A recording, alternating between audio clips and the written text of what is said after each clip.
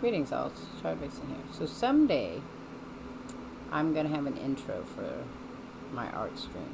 I just don't have one yet. I think I'm just going to put a bunch of stuff together, and that's what we're going to do. So today, I'm going to talk about, I was going to do the rest of Uncanny X-Men, which is my longest stream running. I've got something going on. Oh, I know what's going on. So hang on. I'm going to set up the music here for a minute.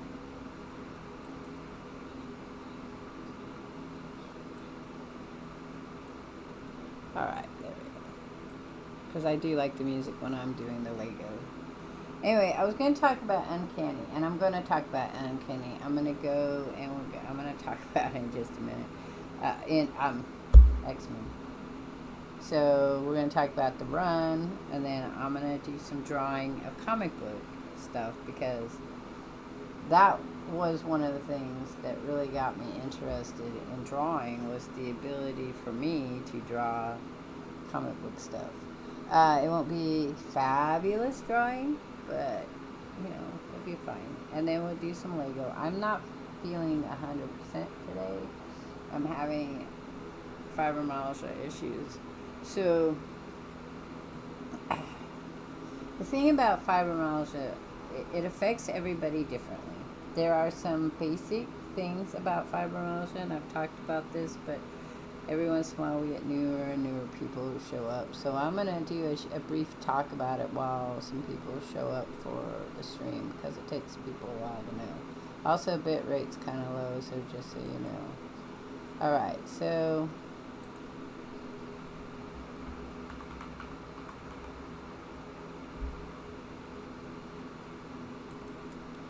I'm going to take it from Mayo Clinic. I think Mayo Clinic is a good source for you, but there are other places out there. So the overview of fibromyalgia, also called fibrous, like arthritis. It's fibrous.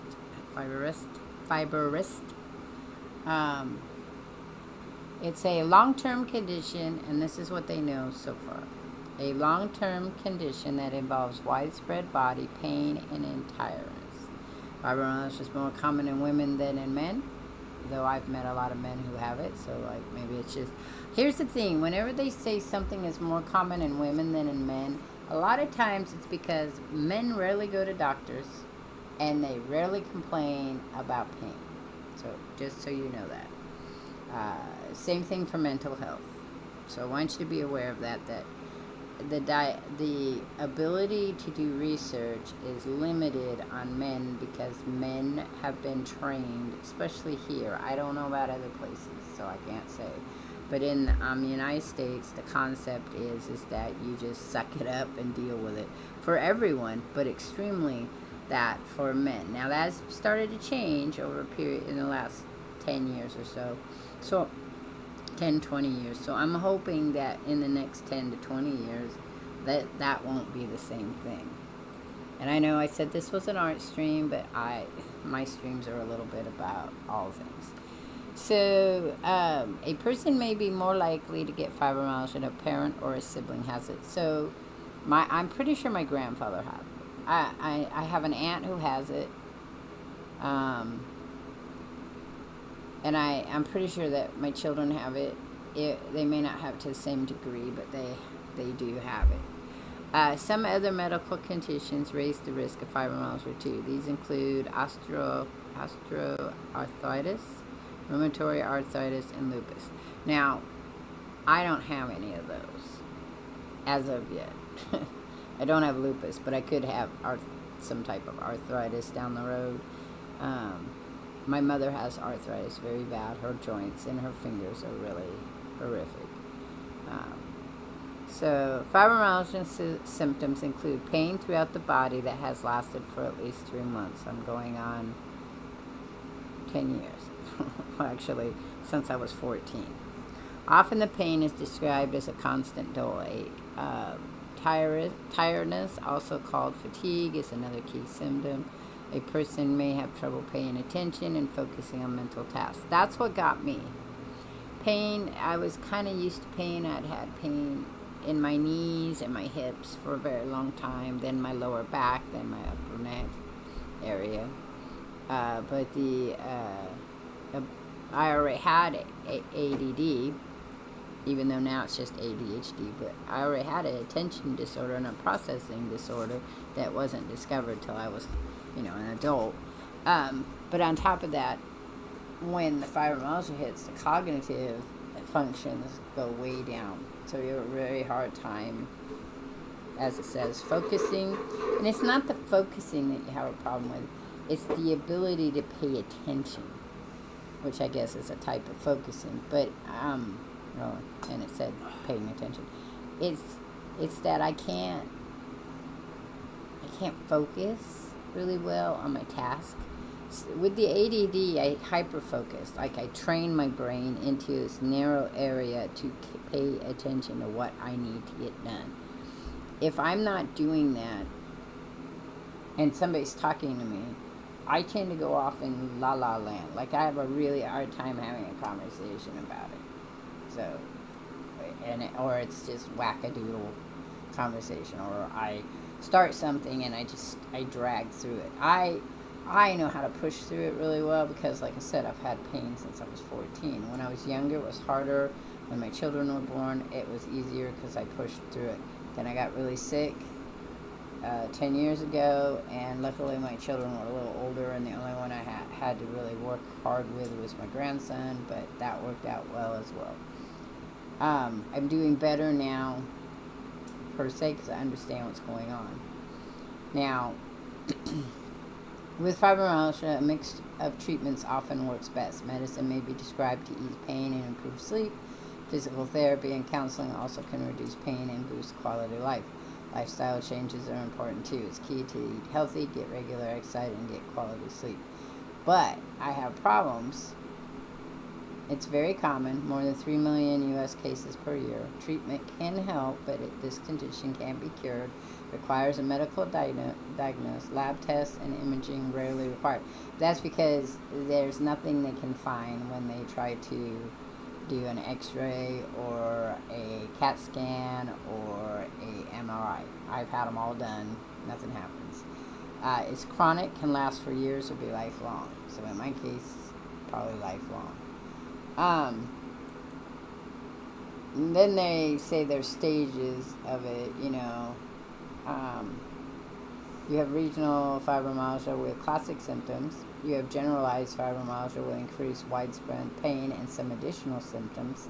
You then have fibromyalgia with advanced and associated conditions, increasing widespread pain, increased sleep disturbance, and chemical sensitivity. That's where I am at in number 4.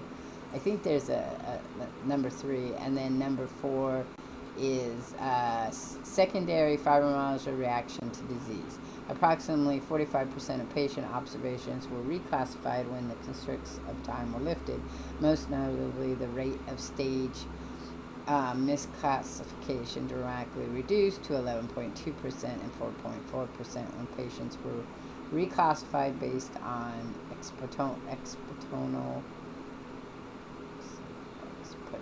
exponential increases in disease severity. So there is research that has been done. Most of the research for fibromyalgia was pretty old. If you have fibromyalgia, one of the things that you can do is if something happens continuously, you can check and say, hey, what is it that's happening continuously? So let me go back here to symptoms, because symptoms are so a flare-up, which is what is happening to me today, is called and I have them from mild to extreme. Today's kind of a mild one. I went in to see the back doctor, and he did some stuff on my back. So the signs and the symptoms of a fibromyalgia flare-up can include increased pain and tenderness throughout the body, headaches and migraines. I had a headache yesterday. Heightened fatigue, which I'm very tired right now, even after accurate rest, though I didn't sleep as long last night. Stiffness, that occurs. Sleep disruptions, sometimes. Difficulty thinking and concentrating all the time. Problems with memory, thinking, and concentration. But I'm also going to be 60, so my doctor likes to remind me that that can happen constantly now because I'm older. But I wanted to say types of symptoms. Okay, so you have the classic ones, okay, common symptoms, right, are widespread pain, persistent throbbing in multiple areas of the body, also described as aching, burning, and throbbing. I have all of those. You can describe them all. I have different ways that it happens. But I also get where my body is like bruised, and so it's hard to touch me at times. In the joints where, like, if you were to make a human mold and you see it, the sides of the body where you would seal the front and the back, I have pain always through that. So sleeping can be painful because I sleep on my side. As I lose weight, I'll be able to sleep on my back more, but the larger I am, the harder it is. Fatigue, feeling extremely tired even after getting enough sleep. That's Roger. Sleep disruptions, difficult falling or staying asleep, restless sleep. Now, I don't have that too badly. I have a set.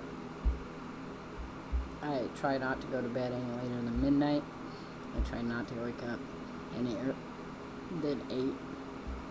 Sometimes I go back and forth. I do a lot of meditation before I go to sleep. Cognitive difficulties, problems with memory, concentration, thinking clearly, sensitivity, stimuli. So that I have this issue: increased sensitivity to noise, light, and temperature.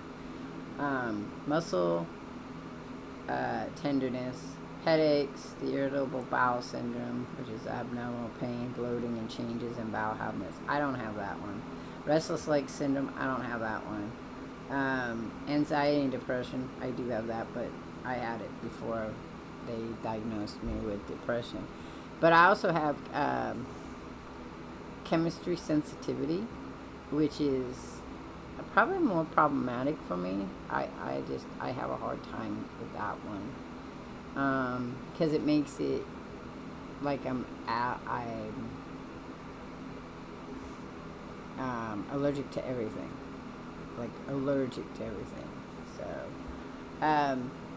so the question you then ask is, what is the causes? So the causes are, with fibromyalgia, many researchers think nerves are affected in a way that causes the brain and the spinal cord to change. Now this is the newest research that's saying this. As I've heard where people tell me it's vitamin D problems, and then there was problems with vitamin intake, and then all kinds of stuff. And there's so many weird supposed cures out there, little quotations around that cure word. So this change involves an irregular rise in levels of certain chemicals in the brain that signal pain. I think that there's a connection to hormonal stuff, and if they studied it, because hormones are used to relay signals to the brain. In addition, the brain's pain receptors seem to develop a sort of memory of the pain. They can start to overreact to painful and non-painful signals. Many factors likely lead to these changes, including genes. Fibromyalgia tends to run in families, so a certain gene changes might make you more likely to get the condition. And like I said, I'm pretty sure that my children have it. I'm not sure about my grandson, but he does have had for a while pain in his legs that was unexplained. We never found out what was wrong with it. He's doing better now, but at night he would have problems with that. Infections. Some illness appear to trigger fibromyalgia or make it worse. Physical and emotional events. Sometimes fibromyalgia can be triggered by a physical event such as a car crash. Ongoing stress also may trigger the condition. So I would think that I have where it was in my family, and then ongoing stuff triggers that. Risk factors. So being assigned female at birth, fibromyalgia is more common in women than men. family history. You may be more likely to get fibromyalgia if a parent or a sibling also has it. And then, of course, the medical conditions I talked about. So, and then every time something happens, I feel evilly. To me, if you had that, you think you couldn't do any work. Well, it's true. I can't do work, not so much because of the physical part, because I used to work all the time, and I would just take days off when it was really bad. It's the mental part that's a problem. I have a very hard time sometimes concentrating, and then also for unknown reasons, I'll just start crying. And I never was a crier, so it's always very weird. Anyway, we're going to talk about, now that Feely's joined. Hey, Feely. We're going to talk about the X-Men comic book, which is different than the Uncanny.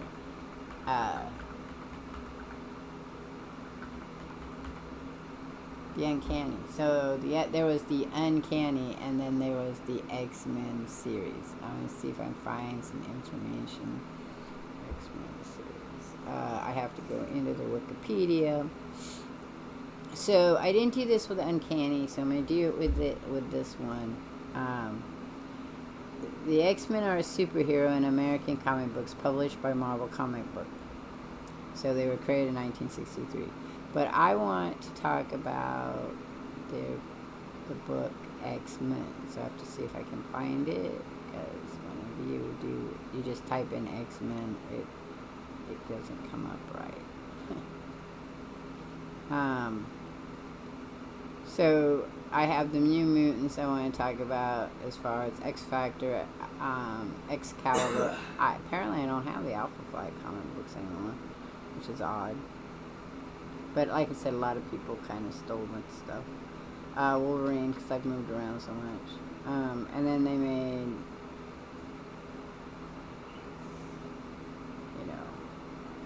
so I don't want, they're not coming up. Okay.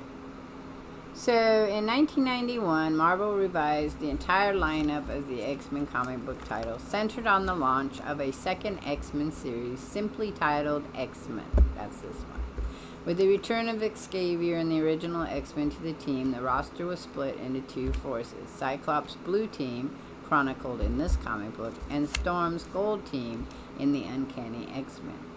The first issues of the second X-Men series was written by Claremont and drawn and co-plotted by Jim Lee.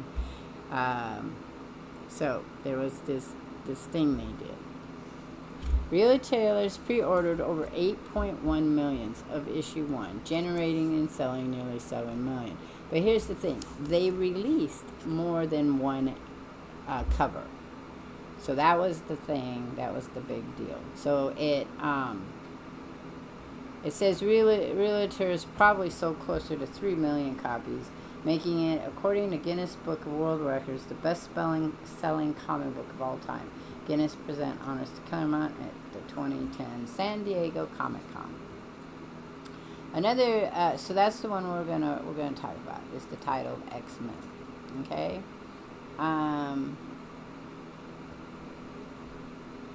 So it was October 1991. And they released. So there is this one, this number one.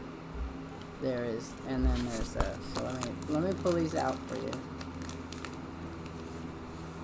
Okay, so there's this cover, right? That's that cover. Then there's this cover. And you have to realize at this time, and this is the year that my daughter was born. She was born in July, and these came out in 1991. I was still collecting comic books at that time, and I was pre-ordering them. So I would be getting these comic books as they came out. So then there's that one. And then there's this cover, which is a full cover of all the covers. See? So of every one of the covers. So I have each of those covers, and then this comic book comes out. This cover comes out too. Alright, and then on top of that, This one has let's go this way. This one has a poster on the inside, right? There's Domino. This is Wolverine, of course, as Professor Xavier. This is Boom Boom. There's Gamut. That's Megan. That's Psylocke, who later is not Psylocke. This is Kitty Pryde. This is Nightcrawler. I'm pretty sure that's Wildcat, but I think he has a different name. Because then there's also Wildcat over there. No, that's Rain Sinclair. So that's Wolfbane. This is the Kitty Cat one, but I can't think of his name right now. Shadow Star, and then of course Beast down here. And then let's pull that up a little bit so you can see it. The Beast. And then we'll go back up here. Right. So then we have there's Phoenix, also called Baby Phoenix, as just a way to explain the difference of the character. Jean Grey, Cyclops, Storm, Havoc, Polaris, Cable, that's Maddox, the multiple man, Colossus, Proudstar, Angel, who becomes Archangel. This is his Archangel. Guido, Strongman, Captain Britain, Rogue. This is Cannonball up here, Iceman, and then Lockheed. Okay, these all of them show up in this. This is this one here, and then this one. This one is one of these, and then I have two of those, which I'm thinking I might use this in a journal because I have two of them. And the reason I have two of them is because there was two that came out with different colors. So if you look at them, I don't have them. There's another one that has a different background on it. I can't remember what it was, but there was a different background. Not this one, but there was just a different background, so that you ended up with two of those. So personally, I think it's stupid to have so many of those. That was not my thing. I was not excited by that at all. Anyhow, so the artwork in this is in the 90s. The artwork took towards the end of the 80s and the beginning of the 90s. Artwork in comic books took a bit of a change. You saw the softer kind of, some of them was softer and some of it was more boxy like. These become, with Jim Lee, become way more realistic, I guess would be the term that you could possibly have with characters. But I mean, so there was more facial look to them. The bodies became, centerfold style, both male and female, just modeled, very beautiful kind of looking bodies. So the from 2001 until 2004, it was published as the New X-Men. It reverted from issue 157 to the original title X-Men, but changed again from the issue of 208 to X-Men Legacy. I have some of those. I quit. By that time, I had quit actually actively collecting comic books. I still sometimes will go and read the graphic novels, but I'm not really, just to keep up on how they're doing the stories, but I'm not really collecting. Prior to the name change, the series is usually referred to as X-Men Volume 2 because the first series, Uncanny X-Men, was titled The X-Men prior to 1981. In addition, a new unrelated ongoing series titled X-Men was later released starting in 2010 and is generally referred to as X-Men. That was Volume 3. Okay, so X-Men Legacy was relaunched in 2012 as part of the Marvel Now with a new issue number 1. Okay, so, but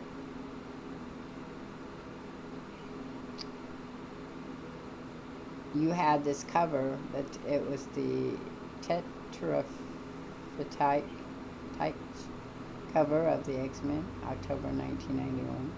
Art done by Jim Lee and Scott Williams. Trying to think of a... So Chris Claremont left after 3 issues due to creative differences with editor Bob Harris. Writers John Bryan and Scott Lobdell handled dialogue to Lee's plotting after Claremont's departure. Lee himself left the title after issue 11 to form the new company, Image Comic Books, which I have. I have some of their stuff. That would be like the Gen X and Generation. No, what were they called? I have them. Cyberforce, and I can't remember the other one. Cyberforce and something else. Let me see real quick. Spawn. So they did Spawn.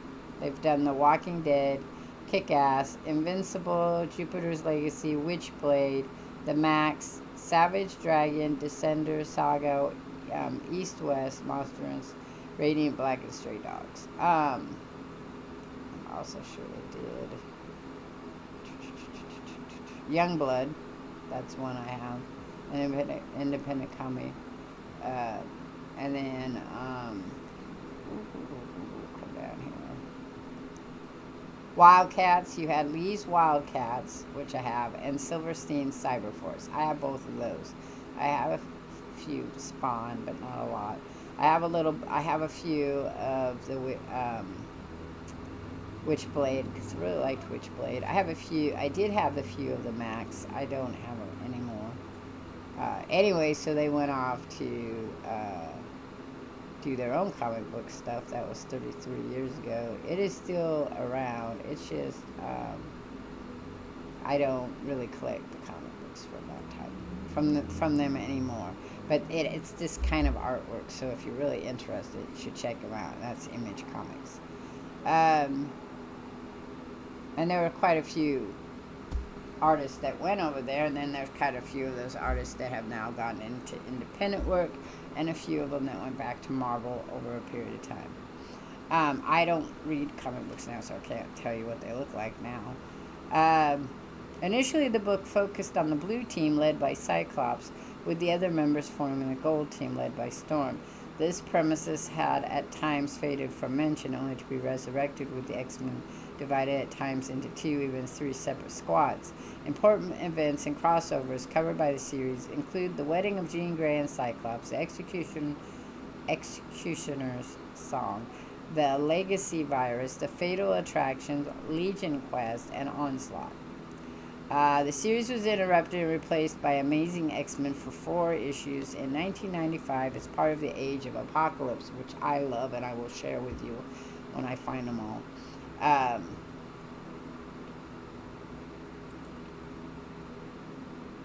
Almost not human bodies. Yeah, almost not human bodies. I think they're the ideal image of what we think of human bodies, because that's why people like them so much. They had if you were going to look at superheroes, this is how they would look. Some of the more long-lasting changes that occurred during Morrison's run. Okay, so I quit collecting the comic books when Grant Morrison was assigned to the title. I did not like the stories, nor did I like the artwork. Just me personally, okay? I didn't like the way it looked. And Morrison's tenure on the title dealt with Cyclops, Wolverine, Phoenix, Beast, Emma Frost, and Zorn, while the second squad of the X-Men and Uncanny continue on as now undercover superheroes. Grant Morrison redirected these X-Men missions to that of teachers. Additionally, the new X-Men artist Frank quietly redesigned the look of the team, giving them sleek leather polyester outfits instead of their traditional superhero uniforms. And it wasn't the outfit was the problem. I just they had a feel at the time when you read it like a futuristic art. And I'll have to show it to you and remind you again when I pull those out. But I just didn't like it. I didn't like the Cassandra series anyway, the story of the Cassandra. It was just more gritty, and it was just not my thing. And then sometimes that happens. You'll get a comic book and then where it's like what you like. Some of the more long-lasting changes that occurred during Morrison run was the secondary mutation of Beast to resemble a lion-like rather than his former ape-like appearance. Emmett Frost introduced as a member of the team, recreating the ties between Jean Grey and the Phoenix, reconnecting retconning the retcon, and the death of Phoenix. The school expanded from simply a training center to a legitimate school with a dozen of mutant students, a story idea that was first explored in the X-Men film. One of the more controversial events of the new X-Men happened in issue 115 when the island of Jososha and its inhabitants, including Magneto, were completely destroyed. This set the tone that dominated the rest of Morrison's tenure in the book. Yes, so they had this, and it's kind of a sad thing that they go through in Genosha with it. In 2004, Chuck Austen, previously the writer of Uncanny X-Men, moved to the new X-Men with issue 155. The title of the series reverted to the original title of X-Men in July 2004 with the issue 157 during the X-Men Reloaded event. Then Pete Milligan became the new writer of the season with issues 166 and was replaced by Mike Carey in the issues 188. X-Men Legacy. Like I said, I have a few X-Men Legacy. Again, the covers are very interesting in those. So in this titles, when they did this was February 2008. The new title reflects a shift in the series direction to focusing on solo X-Men characters versus being a team-based book, as the title was previously. The retitled series follows on from the conclusion of the Messiah's Complex crossover where Professor X was accidentally shot in the head by Bishop. Shortly after the X-Men presume him deceased, his body disappears and his whereabouts are unknown. X-Men Legacy initially followed the Professor's presumed road to recovery as well as the encounters he faced, such as the battles with the mutant Exodus on the psychic plane and discoveries about his past that included Mr. Sinister. Many characters have been featured in the title, including Rogue, Magneto, Gambit, and the Acolytes. The Acolytes came from Magneto and Genosha. I can't say it. Genosha. There I go. The title also featured flashbacks relevant to the ongoing present story as well as answered dangling plot lines throughout X-Men continuity, which is a thing that I had a problem with. There were stories they never kind of capped off. As of issue number 226, Rogue replaced Professor X as the central character, having now achieved control over her absorption powers. Scott Summers' Cyclops has repositioned Rogue as the mentor to the younger mutants under the protection of the X-Men on Utopia. Rogue is in a unique position to be able to help the students due to her abilities, allowing fresh insight to their use and control. She has so far also been shown to face off against notable deadly adversaries, including Implate, and Proteus. She also took part in the X-Men Second Coming crossover, acknowledging her special link to Hope. Okay. The title was... And then Hope is a character appearing in an American comic published by Marvel. She is the first mutant born after the events of House of M. Now, the House of M came about when is a Scarlet Witch thing. Came about when Scarlet Witch fell apart, and she created that's. If you haven't watched the Scarlet Witch series in Disney, for the most part, that is the story. Vision and Scarlet Witch. That is the story that is Mutant M.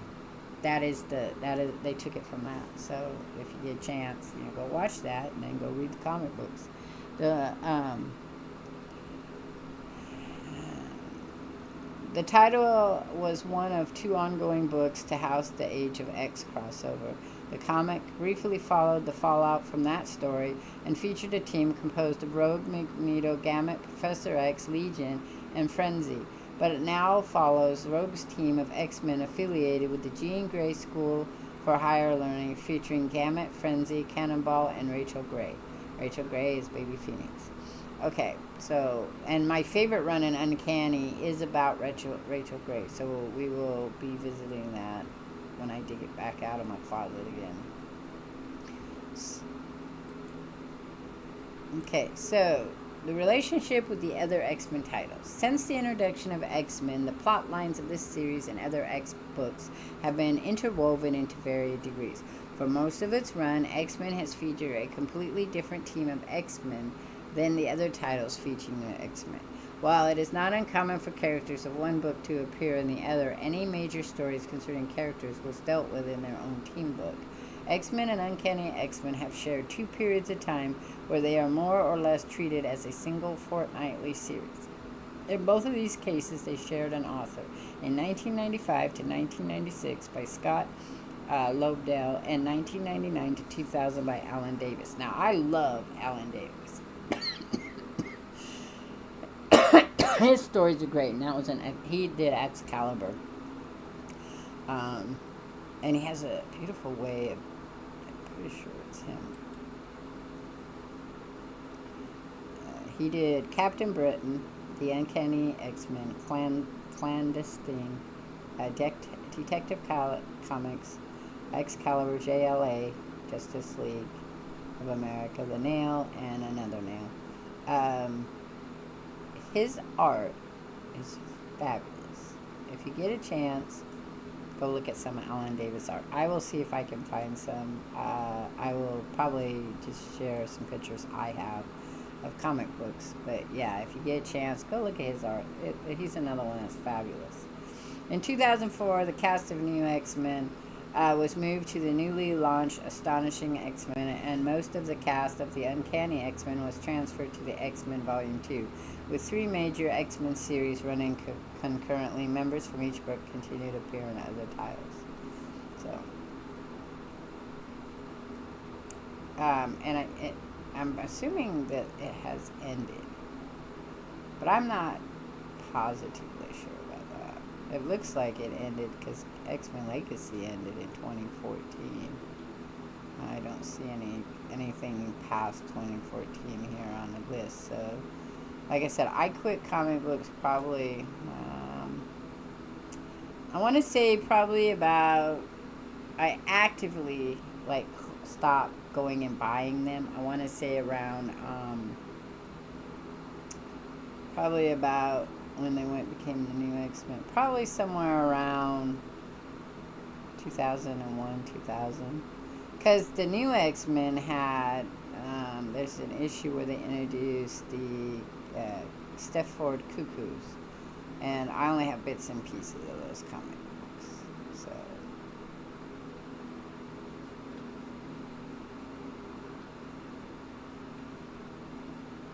and then they did do some. You can get a lot of the weird little series of it, like the Apocalypse Age of Apocalypse,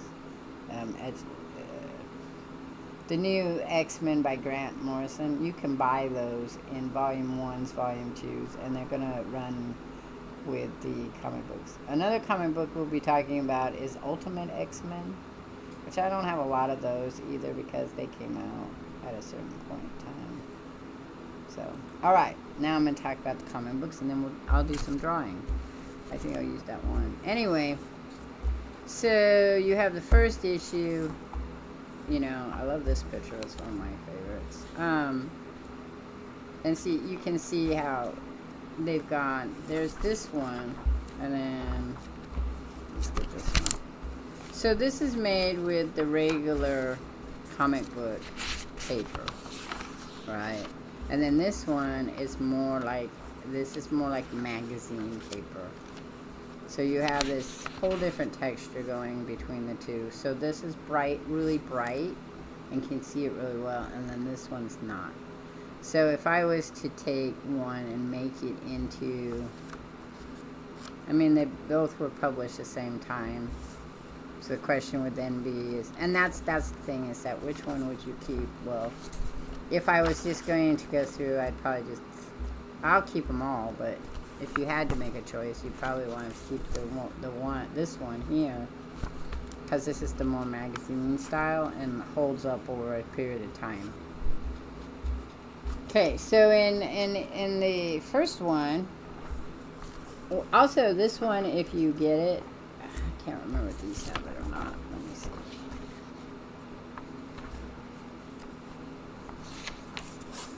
No. So if you get this, if you go and buy this one here, you start in around the beginning of the 90s and stopped around the 2000s. Yeah, and a lot of it for me was just money. I was raising a child on my own. I kind of worked off and on because I don't have great work history. Lots of reasons. My mental health and then my physical health, which would come and go. So, it got too much. It got too expensive. And I wasn't enjoying the comic books as much. I was just buying them to keep my stories going. So there was just a period of time I said, screw that, and step away from it. And I would buy graphic novels of the different series that I liked. So, so if you get this one, the more magazine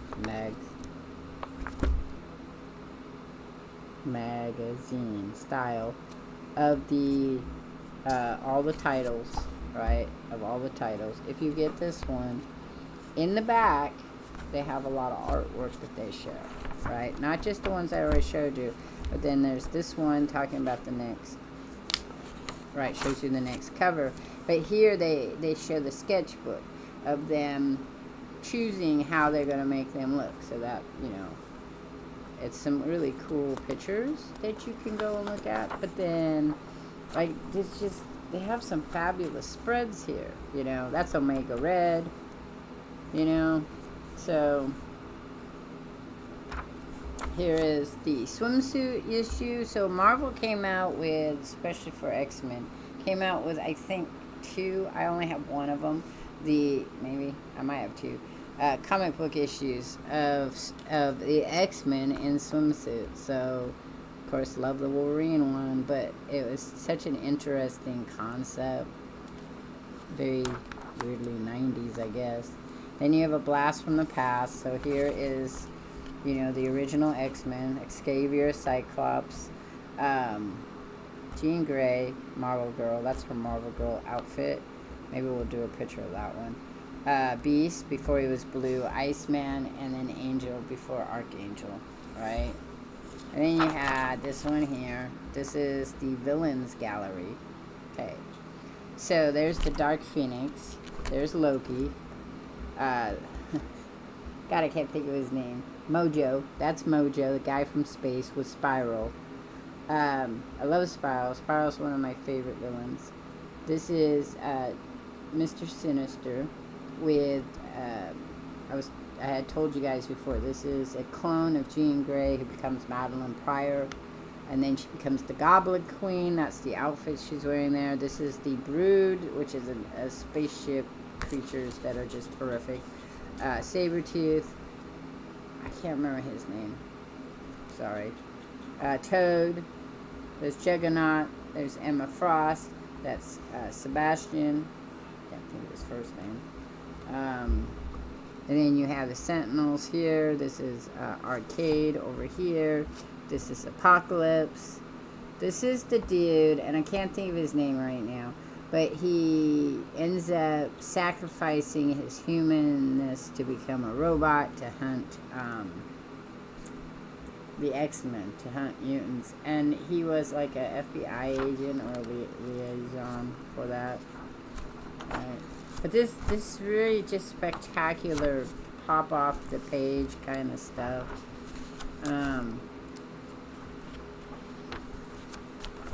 This is Cyclops. I really like Cyclops. She's one of my favorite characters. The story of her is really interesting. But yeah, so we had that, right? That was issue 1. Then you had issue 2, which is about Magneto. And there's a lot of, Magneto fighting with Xavier at this point. It says, I say it again, X-Men, the Acolytes have pledged themselves to my service and my cause. I shall not abandon them. So the Acolytes came about with Genosha. And they believed that Magneto was correct in the assumption that humans and mutants couldn't live together. And so they created this island, and they wanted him to be the king of the island. That was the whole point. But he also had an asteroid in the space on the moon, and they were... I have one of these t-shirts. It's not these two, but I do have one like that. The X-Men all over. I also have a sweatshirt that's like that I'm going to paint on stream, I think. But they have a moon. Then when Magneto dies, that's when you lose him. So that's a spectacular picture right there. See that? Psylocke takes her psychic knife and stabs him through the head.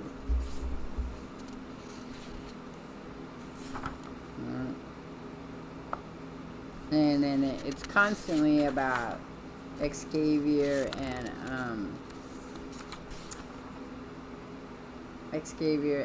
Magneto having this, problem in life. But these don't pop off as well as the more magazine style stuff, right? And there's a whole lot of sadness in these books, because like right here it's so Magneto, there's a period, and they talk about it in the movies, where they accelerate his life. Like, so he was born, before Nazi Germany, and then he was trapped in Nazi Germany. And then they have this period where he got sent back to an infant stage by the evolutionary. And then he grows up again, and now he's in the timeline that fits without him being, problematic. So this is right here. This is Moria McTaggart. And what they're talking about, I think, here is how she sped his life up again. There's a whole storyline, and she sped his life up. And so now he is angry that she mucked around in his body, which I think he has the right to be angry about. But it says, we are ready and waiting, my dear. There are indications of an instability in your central nervous system, as though your body couldn't quite handle the energies you were processing through it, akin to a power line unable to cope with loads far beyond its design capabilities. There was a possibility of a progressive degradation that could in turn affect the electrochemical balance of the brain. So he's asking her why she did what she did, and this is what she's saying, that he would eventually become mad. And so they were trying to fix him, right? And then he's like, the question is not what happened to that man you described, but whether he ever exists at all. So, because there's this period where he starts to feel like he wants to be like Professor Xavier, and now he feels like he was tricked into it, like that wasn't his own thoughts. And he says, what? With great power comes certain madness? And then it says, explain to me then how the man Charles knew and respected in Israel could turn into the master of Brotherhood or the evil mutants. And I need to explain nothing, woman. That is your task. And then she says, I thought if I could modify the genetic matrix and eliminate the instability, perhaps I thought I might use the same process to save my son. So her reasoning for doing this to Magneto was to eventually save her son. That's what she says. And then he's like, how seductively noble, an end that surely justifies any means, no matter how foul. And then she's explaining how he was a child at the time, right? And innocent, with a second chance to live his life over again, right? And then, but he wants to know, like, who gave her the right to mess around with his soul, um, you know, and try to change what her conception of being a better person would be, you know. So it says, every decision I have made since my rebirth is now suspect thanks to you. Every fiber of my being thrown into chaos. And I think that if you thought about it, I would feel the exact same way. I would. There would be, because then you have to question. It's kind of that thing that, like, if you tell the person that all you wanted is love, right? That's all you wanted. And then that person does nothing but love you. Then the question then becomes, is that person doing it because they really love you or because you asked for that love? Which in the reality maybe doesn't matter. But it does matter if you, it's kind of, what they're exploring here is that whole concept about like Hitler. If we went back and we stole Hitler as a baby and we raised him differently, would he become the same person? Like, how much of the environment and everything changes that? But in the case of the comic book, of course, she actually manipulates his genes to make him a better person. And then he's like, now, how many of my choices were my own, but were more choices that you governed me to do? And that's a big question if you think about it. And then so he's so angry at her that he covers her in metal. And then he's all like trying to say, you know, of course, how else did you tinker, doctor? Did it amuse you to see how easily I might be manipulated? And she's, of course, saying that's not how it was. Of course not. You worked for the betterment of the world and the race. I heard those same rationales as a boy. So to him, she is no different than the Nazis were, right? And then it says, very well then, as you've shown, so shall you reap by replicating your process with the X-Men. And she's saying no, she's not going to do that. And then he's like, you don't really have any choice. If you consider the alternative, I shall return you home atop a chariot made of their broken bodies. So his choice he's giving her is that she has to do what she did to him to the X-Men, or he's sending them all home dead. And then he closes her mouth and says, you will ensure that they come to see my way of thinking as the one true way. So now he is so angry, but he's going to use this opportunity to change the X-Men so that they follow him and his way, which is get rid of all human beings, of course, or put them in camps or do whatever. But the interesting to note is that Apocalypse has the same concept, and he puts them in camps, and then they experiment on them and other mutants to find out how to make the best of whatever humans could be, or human superiors like these guys here. And so it's very dramatic. It's a little more, if you go from the comic books from the 1970s on, you slowly see a change in how, I guess, aggressive and or violent they become. And that's fine for, you know, like me as an adult. But they do have some very interesting concepts, because if you think about it, that's an interesting concept. Should we take human beings that we know are evil, and then do we recondition them to believe our way? Like, who gets to pick what way's the right way, you know? And then it says they're asking Professor X if he's all right, and then he says,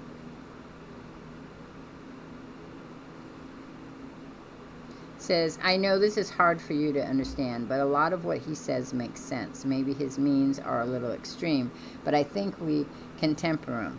The plain fact, though, is that while your dream of peaceful integration was right for its day, times have changed, and we have to change to match it, same as Cable and his X-Force. Magneto is the right man for this era, sir, and we mean to stand by him to the end. So then he's like completely like, what? And then over here it's like, you know, he's got this whole other thing going on, where he's like, so much for that idea. What's the saying? If at first you don't succeed, you know. And then they revisit this. I'm just telling you, the whole storyline is kind of revisited again in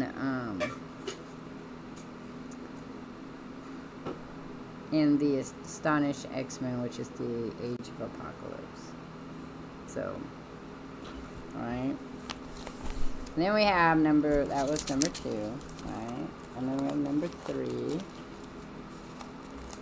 I am going to draw. So, this is number 3. And we have X-Men fighting X-Men, right? Fallout. That's what this one's called. I love this picture right here.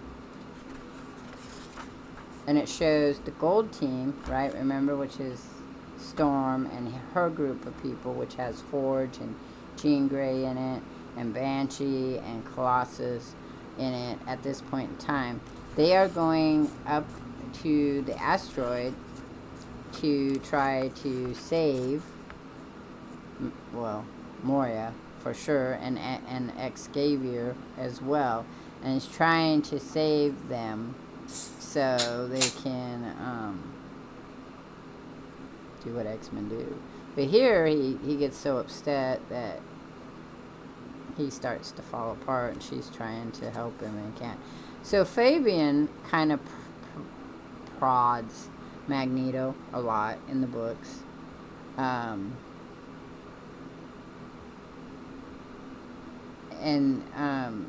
He's all, my human mutant power will restore you to health and vigor as it has before, and you will do so for as long as you need it. And he thanks him, but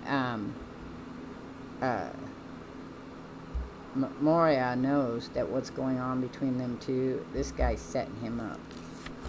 So Fabian's kind of a douchebag for sure, you know. And then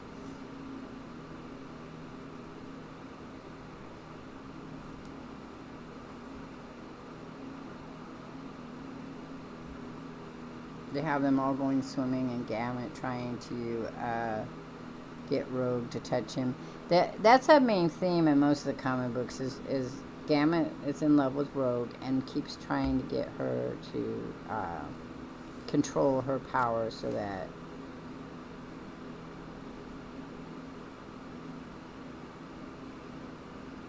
they can connect better. But here, you know, they're all pretending to be part of this team, and then she realizes that she's not in the right place, and that what's going on is not what's going on, right? And so then you have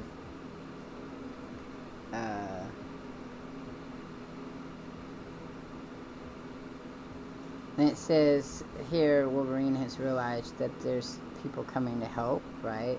And he's all like, company coming, Moria? Wolverine, oh, no. Transparent plane, Storm's idea, Forg's doing, I bet. Very sneaky, I like that. Coming to the rescue, are they? Can't say that's much of a surprise. Better make sure we give them the welcome they deserve. Because remember, he brainwashed them so that they are following him. And then now they're going to have X-Men fighting X-Men. So you have here where Jean Grey meets back up with Cyclops. But remember, they're supposed to be kind of evil, right? So tell me, Red, is my kiss as much fun as Wolverine's? And she's all like, Cyclops. Because it may well be your last. So remember, they're all fighting now. And that's what you get to see here, is this fight going on. Which is kind of cool. It's always cool when the X-Men fight each other.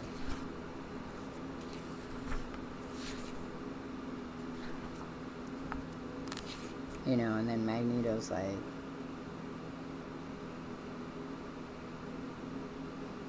and it says here, so they figured it out, right?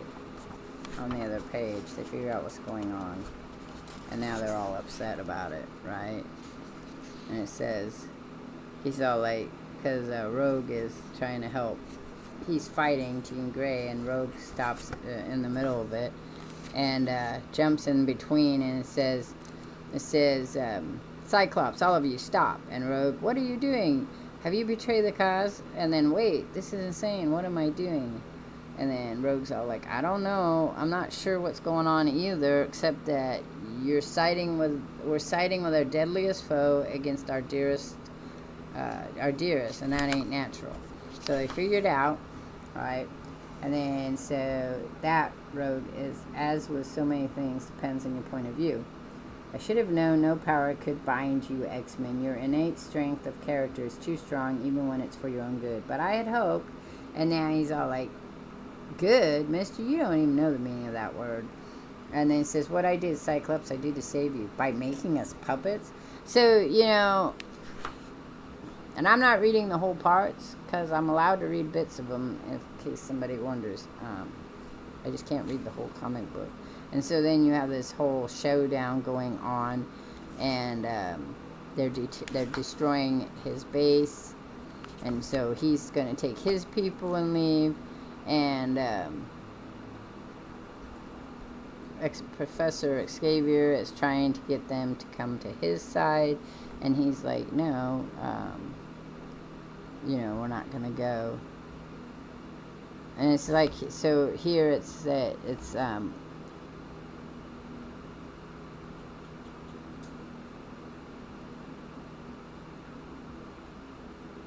so it says, if you won't save yourself, at least think of your followers. There's room in the X-Wing. Come with us. I beg you. No. And then Magneto says, they've made their free choice, as I have. My life was shaped by forces and events none of you can possibly understand. You speak to the best in the humanity. I have endured the worst. You imagine the reality of the Holocaust of the Nazi death camps. I grew up in one. Perhaps, as you say, I am tainted by blood and rage and death. But perhaps as well that blood and rage and death comprised the armor that will sustain me and those who stand by me through the ordeal to come. The past is prologue, old friend, and the future I behold for you is war. And then it says, so they've chosen their paths, but Professor Xavier can never let go. And Rogue is dragging him off, and he's like, no, I won't permit this. And he's like, it's not your decision. Farewell, my old friend, whatever comes. I and mine will not go like lambs to the slaughter, but like tigers. And then they seal the hatch, and he's screaming and yelling, and like, how can we leave them behind? And then it blows up, and the idea is that Magneto is now dead, along with his acolytes. So, to read it gives you this whole thing, and then we see them all standing together, and we see them, you know, he's telling him that he doesn't have to blame, and blah, blah, blah. And all through the 90s, they start to set up for Onslaught, I think, where you meet an Xavier who is very egotistical, and it's all about, well, probably forever, it's all about what he thinks is right, not what really is right, you know. And then we have Omega Red, so that's who this is. This is Omega Red. And you know, Omega Red's kind of an interesting character as well. He's like this Russian character. See, I like that picture. That's a really great picture. And here's Omega Red again right here. You know, and then here where it is they're all playing basketball, which is something they started doing in the 90s. They started showing more lifestyle choices with the X-Men. So there's a whole one where they're playing basketball, like this one here where they're playing basketball, and the rules are you're not supposed to use your powers, so that becomes kind of a thing too. You're not supposed to use your powers, and you're just supposed to play the game like you would play the game, right? And then, you know, them jumping, it shows them all jumping, and then and here it says, she's all like, is it the shorts? Is it the shoes? And it's got to be the shoes, and it's all right enough. We agreed not to use our mutant powers in this game, just like Jubilee said, but Gamut's powers include natural agility. How can we tell if he's using them or not? And then she throws the ball at him. So there's this whole storyline going on about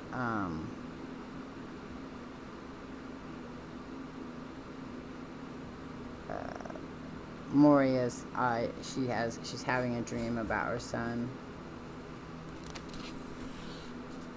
and how that becomes a nightmare, and wakes up, and they're all Banshee's trying to help her out. I love this. This was a really cool picture, I thought. Walden Books. It says ready when you are. So, you remember when Walden Books was a thing? It's not a thing anymore. But again, here we have, these very romantic sequences here. Flirtation and so... And everybody really likes the romantic story between Gamut and Rouge, because it's always being revisited again at some point in time.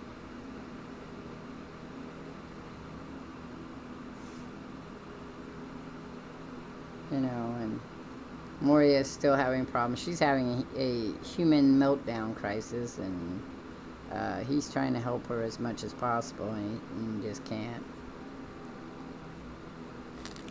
And it's just more, this is more like downtime kind of thing. I love this outfit for her, and so she goes out on a date with Gamut. Rogue had to keep herself covered all the time because any accidental thing would cause her to steal the powers of somebody else, and so it was easier for her not to. And then we then have these assassins, try to get everybody. I can't remember who they are. Omega Red's men. It's Russian, and then the Omega men. Omega Red shows up to get Wolverine. So, I have this comic. This is the one I have. It's Wolverine on one side and Cyclops on the other. Psylocke on the other. I got that when it came out. I have it still, and I was thinking about coloring it up, so along with some other ones. So if you like, this is a good one for downtime. If you want to read X-Men, if you want a little bit about more of an interplay of what they do, like in a family setting, that is what that one's about. And then we have Omega Red and Wolverine, and I love the cover. Cover is just awesome. And these early X-Men books I really like, because I like the pretty bodies, of course, but not just pretty bodies, but how they look in fighting. The fighting is really fun. Or like when they're doing the telepath stuff. I like how they decided they would do it that way.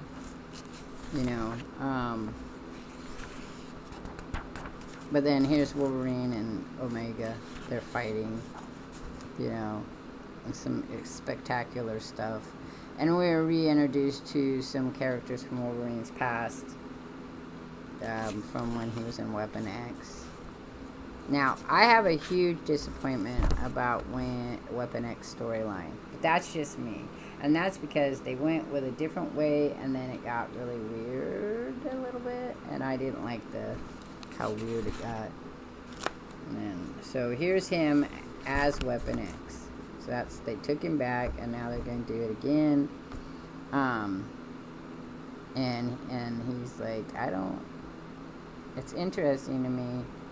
Says, don't lecture us on matters about which we are already fully informed. Cornelius is was one of the scientists who made Wolverine to what he was. And it says, the carbon atium synthesizer has been lost for nearly 3 decades. Is there any wonder we feel pressed for time? So what they want is what's in his body, as they always want, because they want him to give it back. And then here they're meeting because this is all the X-Men together. But they're meeting because Wolverine has been stolen. And they want him back. Because they love him. I like that picture right there. It's one of my favorite ones.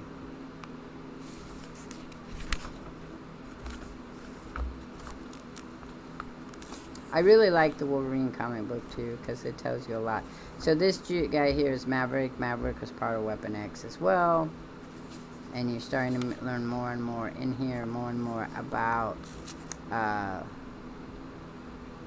Wolverine's past. And we are seeing about Dazzler and Longshot and Spiral. He comes and takes him, and they go back to Mojo World. Mojo, they use this, they have the X-Babies, and I do have some of those, so we'll have to look at them. But anyway, so that's it for tonight's comic books. Hopefully you guys enjoyed hearing about them.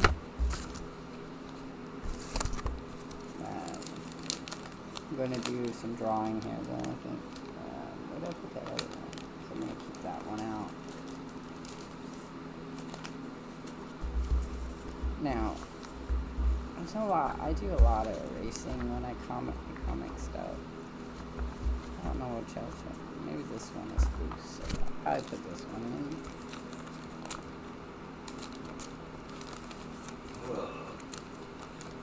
Yeah, the cover's loose on this one bad. They won't matter. I mean, even if I had all of them, I look them up. They're not worth a whole lot. It's the sadness about comic books. They're just not worth a lot unless you got them graded, and I don't have them graded. So, alright, let's do some art, and then we're going to do some Lego, or maybe we'll do Lego next now, and just keep a thing, and we'll come back to the art, because that's what I'm going to do, is art. So we have, I wanted to show you guys, this is our next build after the one I got. If anybody wants it, you have to go to my Discord, or go and do a private Discord, or go to my email, send me your address, and after it's completed, I will mail it to you, because I don't need a card. I just like the color of it. But this won't be done probably, I probably won't start this for another 2 weeks, just so you know. I also bought me some new markers, because my other markers, my alcohol markers died. I would not buy this brand. I was not. This is called Art Panny Shop. Art Panish Shop. I didn't like it. So if I was to do a review, they weren't very expensive, and you get a lot of colors, and some colors are better than the other colors, so I guess it'd be okay for the price. I didn't buy them. They were bought for me as a Christmas present. Secret Santa one, I think. But I still was not impressed at all with them. I have to clean my mess I have going on here. I have a mess going on. I did say we were going to color that one thing, but I'm not in the mood for coloring today, so I will probably do coloring next week. We'll color up our Wolverine thing, because I've got to I have to organize all my stuff here.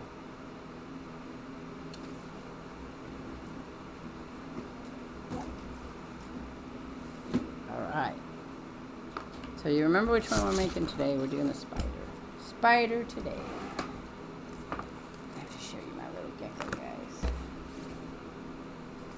I went to this, so we went to this arcade, Japanese art, we went to Claw City, which is the claws, you know, stuff, and my son wanted a little blue axolotl, right, and this one's a puppet, hello, and he picked the pink one out, and the blue one fell at the same time, and then the same thing here. I like this one, this is squishy, wee-hee. He picked out a pink one like this, and the rainbow one fell in, so I got a rainbow one. And then I got an eraser, which I was gonna undo. An eraser. I gotta get rid of the egg somewhere. I don't need the egg. So I got a little hamster eraser, which is always cool. Erasers are good, so put that up there. Okay, so Feely, I am not doing a scorpion. I'm gonna do the spider, because everybody in my house is afraid of spiders. So we're gonna do spider today. My son took his axolotl home with him. The spider will probably be put in my room somewhere. Someday, I told my daughter, someday when we have our forever home, I will have a place for things, but I don't have a place for things right now. Okay. So it's a little warm, 87 degrees outside. This one shouldn't take too long. It's only 153 pieces, so I should be able to get it done tonight. No, we don't want that one. This one we want. This one. This is the one. Oh, look, cheap views from Manicure Acknowledge Acknowledgement Tree. Acknowledgement Tree.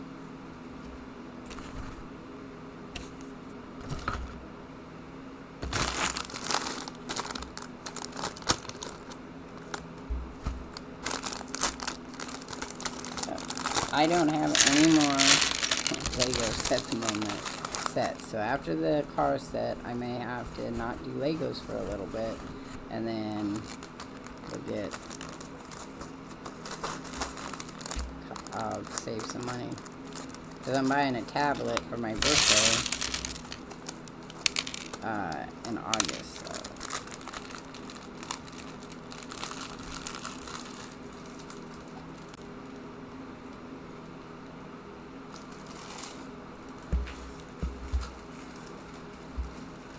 Okay.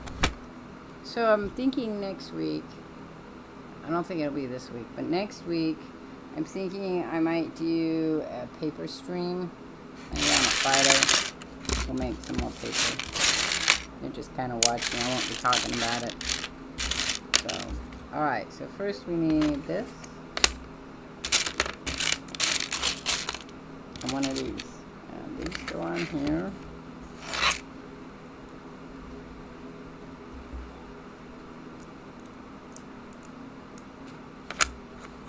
That. And then we need, where are my glasses? I need my glasses. Hey, cause wow, you missed the comic book time unless you were here earlier.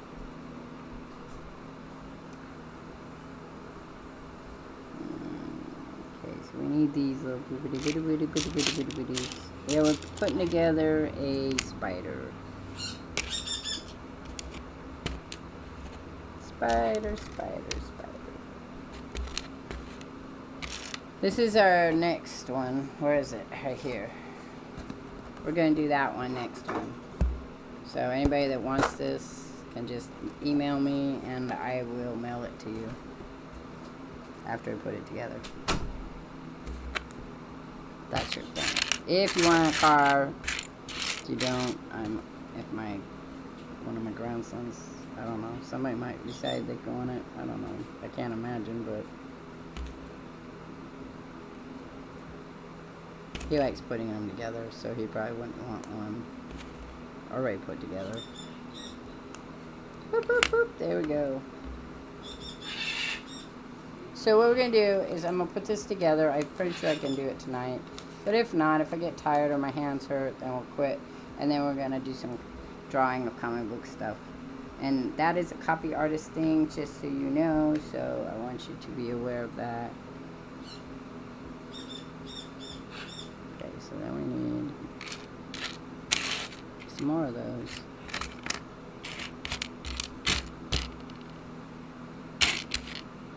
Not those. Yeah, so that was that one, and then this one. One more. Okay, there's one. guys are having a nice Friday Eve. Like I said, I'm not feeling 100%. So, this Saturday coming up at 1 p.m. my time, I will be playing Uno with Mary Lizzie. I will not be streaming it. I will just be watching her, playing with her. And you guys should come and watch her stream. You'll hear me talking, but I'm not, I think. I won't be, because she has the setups for that.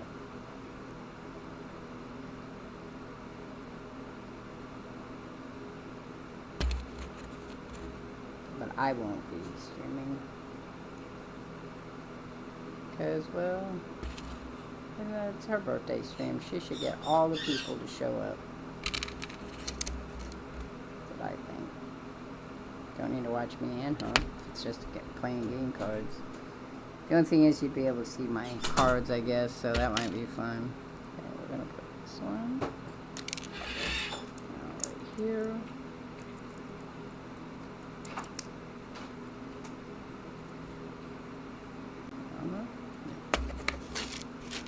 It's a bug. It's like a bug. I did see some other ones that I want, some Star Wars ones I've seen. I'd like to get a really big one, like one of the houses or castles, but I can't afford those right now, so maybe down the road we'll see. We gotta do those now. 8 of these. 1, 2, 3, 4, 5, 6, 7, 8. There's 8. So we're going on all of them? Just before, I guess so, because...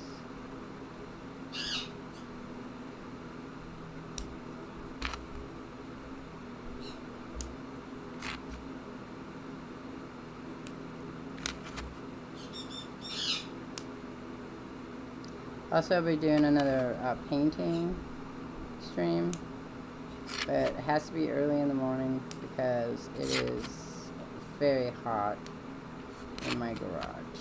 Even when it's only 80, it's very hot. There you go.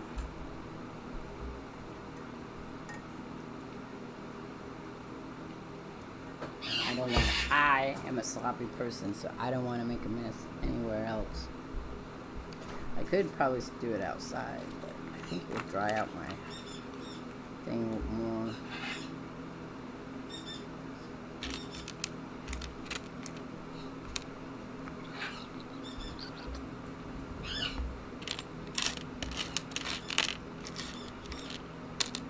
I don't know if it's out. I don't know.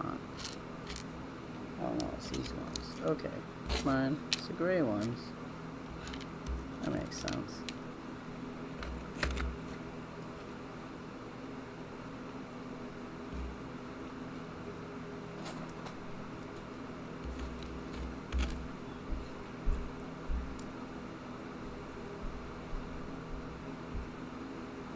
Different.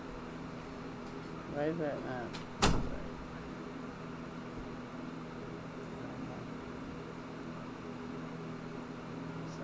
That works.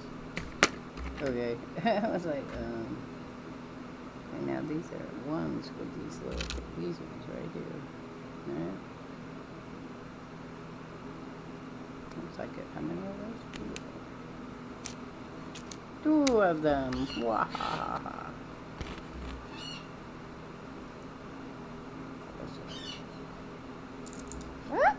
You tried to run away, little thing. You cannot do that. You must stay here.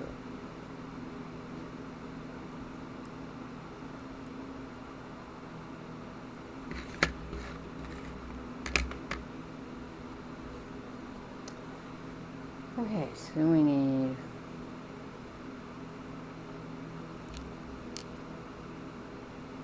two of these. 1.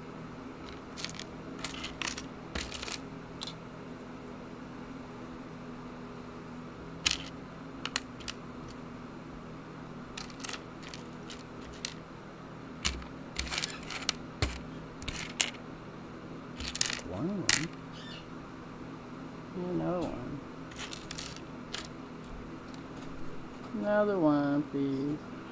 I think I need these two.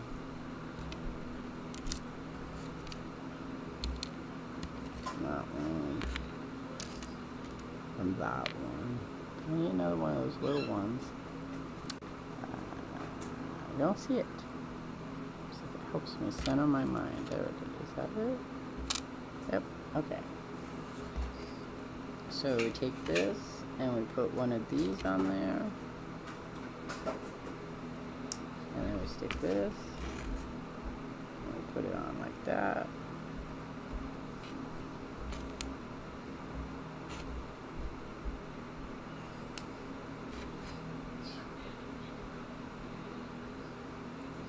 Alright, so tomorrow is Friday and Friday Fantasy Day, and I am going to start. I'm gonna do some puzzles, I think, maybe, and get them off my finish them up. So I'm gonna do, I think, Da Vinci and the Atlas one. So the Atlas one is more sci-fi, so maybe I'll do Da Vinci. Or I have a new game that I bought a while back that's a witch survival building game, so maybe we'll look into that one. I gotta see if I have enough memory on my PC to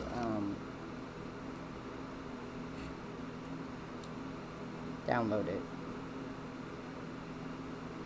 To install it. I have it, I just have to install it. Okay. There's that. Why is, well, because well, they don't listen to us. They have, okay, so if we look at the history timeline of the government, protests are really new, okay? So people protest in the 60s and the 70s, and it shocked the culture of America, which was always to listen and do as you were told. And in the 60s, well, starting in the 50s to the 60s, that changed. People wanted to be heard. They didn't just want it to go the way that it went. You voted, and that was your voice. Prior to that, you voted, that was your voice. So by voting for someone, you said that was the person you want. Now we have gone into an age of where people are more willing to have an open viewpoint, because, and we can blame it on lots of things, internet, the Vietnam War is a big one, because the protest for the Vietnam War was insane in the scheme of things. If you looked at the Korean War to the Vietnam War and the short period of time in between that is exactly what they're not doing what they were sent there to do. They're doing what they want to do, which money has become the biggest thing now. It's all about money and elite. But I think if you look in history, it has always been that way.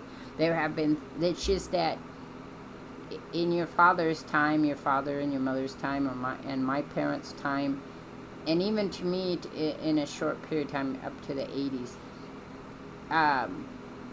the human people up until the 1950s and 1960s, the U.S. society was fine with assimilating. They were fine with the idea that white people were better than other people. They were fine with the idea that if you didn't become part of us and throw everything away and be part of us, then you couldn't be anything. They were fine with the idea that women didn't have really all that much rights and stuff, and that women should be stayed home. The culture geared towards that. But as women wanted to have more, and minorities wanted to have more, and other people wanted to have more, there became a separation between the idea that the government, with its authority, we just have to listen to the government, and that was it, to a point of questioning things. And that's what happens when you have a society of free thinkers, when you start telling them to think about stuff. So in that process, we went through these time periods in which things kind of weren't great for everybody, but were great for a percentage of people. Like, everyone was still kind of going along with the idea of the American dream. Now, what has happened is we have showmanship, we have social media that allows people to have up-to-date stuff going on. We have people that are like, well, we're in power now and we don't care what you say. I have heard many, seen many videos, which I backtrack to make sure they're not AI, because now you have to be careful of that too, in which Republican senators have basically said that the American people are stupid, right, and don't know what they want. That's why they elect us, so we can give them what they need. So, the bills that are important to us are not the bills that are important to them. There is a bill that's supposed to be coming up pretty soon. I can't remember the name of it. I'd have to look it up. In which they have decided that the Supreme Court is going to look at it to see if they allow ICE, and I'm going to say, to me it's scary. It might be further down the road, but right now it's geared towards ICE, to be able to enter a home without search warrant if they think an emergency is occurring. Which, that's kind of like saying it's all right to shoot somebody if you think they're going to shoot you or other people without really making sure. They're not going to. The Medicare stuff, they do, but they're not going to. It's going to get really tricky the next couple of years to find out how that goes. The people that are going to be hit, hospitals are going to be hit. So the people that do have Medicare won't be able to go anywhere because there won't be any place that'll take them. It's already limited to what they will. A lot of people don't understand this. I have Medicare. I have Oregon. Mine is an Oregon state thing. So I'm not going to get hit really hard, but there will be cuts. So some stuff is not going to be covered anymore. Robert Kennedy there, he's trying to get it so vaccines, you have to pay for them. They're not going to be automatic. That is scary all on its own. So we just have all these things right now where people are like, I voted for you to do this, this, and this, but then other people are like, well, that means we can do this, this, and this. And right now, everything is all geared towards the Epstein files, which I think is hilariously stupid. But that's just me. And I don't think it's stupid because I don't think anybody should be prosecuted in that. I think the one person, he's dead, Epstein's dead, so he's out of that. And I found out today that there is a compensation for people who there's a hotline, and they didn't advertise this, and again, that's kind of weird, but if you had been subject to, at any point in time, anything that man did, you could call in and get compensated. And some people got millions of dollars, and some people got hundreds of thousands of dollars, but they kept it all quiet and hush-hush. So, again, the logic says, if you had that, right, there's a hotline for people who were abused by this man, then obviously there were things going on. And the question that keeps coming up in the leftist newscasting is, how come they're not interviewing these people? Because those people could tell you who it was they were sent to. But again, the FBI wants to say that there's nothing going on. We live in a time where corruption seems to be the thing. I don't know why, it just seems to be the thing. I guess if I was more inclined to do so, I could research and study them.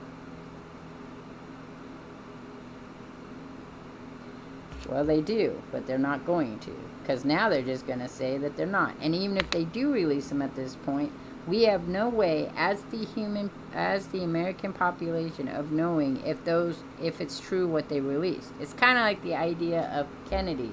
If they released all of Kennedy's files, right, we still have no way of knowing, as under the conspiracy theory, that the CIA and or FBI had some involvement in it, because they would have destroyed any implications of that. So that's not going to work anymore either, right? It's kind of a weird thing. It's when you say there is this, and then you turn around and say, nope, there isn't that, then the question becomes, why did you say there was to begin with? So everything that I've watched about that, and I'm not going to talk about it really anymore because I think it's stupid, but I think the victims should be acknowledged. I think they should bring that forward and say, you know, these are the to all the people that this has happened to, because Trump is calling it a hoax now, so that's sad for all those people that were abused. But once you put something out there, right? He's made it so, because he's set it up so his believers will always believe what he says. And then the people who are getting mad at him are still the people who have money. That's not the individual people out there. It's people who are still smart enough to make a connection. And the thing is why is this the turning point? Why is this the part that makes you go, oh, he must be lying to us? Because I would have gone way back further, like I told people. But for whatever reason, that's their concept, that's the one. But like I said, they're trying to come up. They've been very quiet about it. They do a lot of votes now at night, so people can't protest it. Many videos on senators saying they don't care what their people say because they know best, which is kind of weird too. And they're older men. These are older people who don't have, I don't think, the same connection to reality. They do need to reveal them, but they're not going to. Anything that gets released now, I'm pretty sure has been retracted and redacted and has been ripped up and shredded. My belief is, and this will probably get me in trouble, is that the person in power has the list and is blackmailing all the people on the list to do things his way, or give him money, or treat him however he needs to be treated, or he's going to release the list. That's why he said that. That was how he got people in line. And now he can't release the list, because if he did, then people will know what his involvement was. So that's kind of a problem too.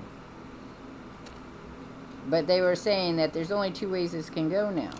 Either there is a list and all these people are on it and nobody wants that, or there's no list, but then that means that the said person in power lied to his followers to get himself elected, which wouldn't be the first time, I don't think. I wouldn't be surprised.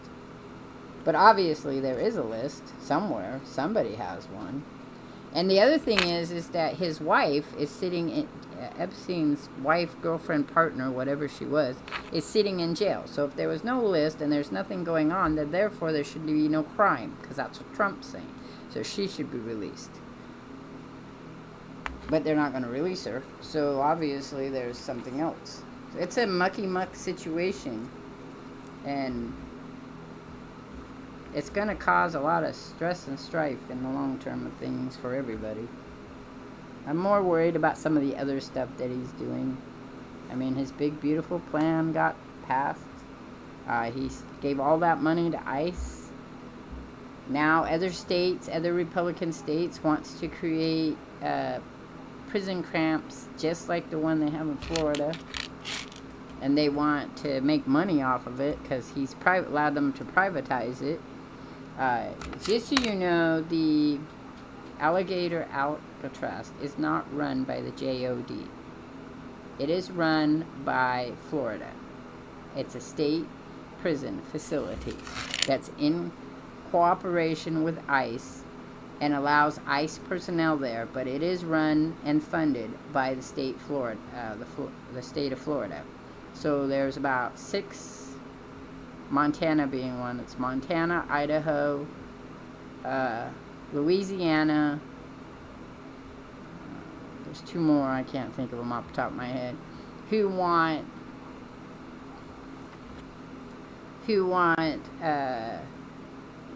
to have those type of prisons, which are just inhumane prisons. We're not even putting our own regular white prisoners in it. So it is it's just it's a weird thing going on right now. There's no other way to explain it. It's a weird reality, and The problem here is, everybody wants you to protest. They want you to go out. They want you to, but nobody's listening to the protest. The senators don't care because they're in power for a while. And now there's a fear, and this has been out on a couple of different sites. There's a fear that apparently GOD is asking for all kinds of voting information, and they're not sure why. Because midterms are coming up, and they're thinking that they want to change those up. So, it's going to be a weird thing. It's just a weird thing. We live in a weird time. It sucks, but not much else we can do about anything. Alright, look, our spider's coming. So at this point, it's share on social media if you have one. Okay? If you don't have it, then try to talk to people you know. Try to get more people interested in changing the things you want to change. Find the people that agree with you, just like it's always been the thing, and do the best you can. If you can't do any social media, if you can't protest, I can't protest. I protested a lot from the age of 18 to the age of 26. I did protests. I did Take Back the Night 3 years in a row. I can't do it anymore because I can't. The anxiety of being in a crowd of people. I'm not bothered with being in crowds of people, but being in a crowd of people that are targeted just freaks me out. I'm not that strong. So I share on social media as much as possible. I make people aware of what I think's going on. Share with them whatever research I have. And then, tell them when protests are happening. I don't know when the next big one was. I know there's one in July that's supposed to. They're trying to get one to go, and I don't know if it went through, where everybody doesn't go to work for one day. Just completely stop the whole thing. Yep, you raised a free-thinking person. That's the other way to do it. Use your research, your ability to research, your ability to make informed logical jumps. Because apparently some of them, I don't know how they get where they get. My brain has a hard time twisting it around unless it was a fictional story. And, that's the best we're going to do because they're not listening. So my theory has been since Trump got elected, and I don't talk about it a lot, but my theory has been that he wants civil war, and that he is pushing and pushing and pushing to get civil war. He is basically warring on people that that are legally here, and that was his thing, and they are breaking the law, so he's in complete legal right to do that. But again, the question always comes down to is sometimes just because you're legally able to do it doesn't mean it's absolutely moral. Just because a police officer can enter your house and shoot you doesn't mean that police officer should do that. But that was the myth that we were raised on. I was raised on. I don't know about anybody else. And now that is out the door. That people can do pretty much whatever they want. And no one's gonna... They've got the power. No one's gonna care. So I'm pretty much just kind of sitting and waiting. Watching what the worlds are.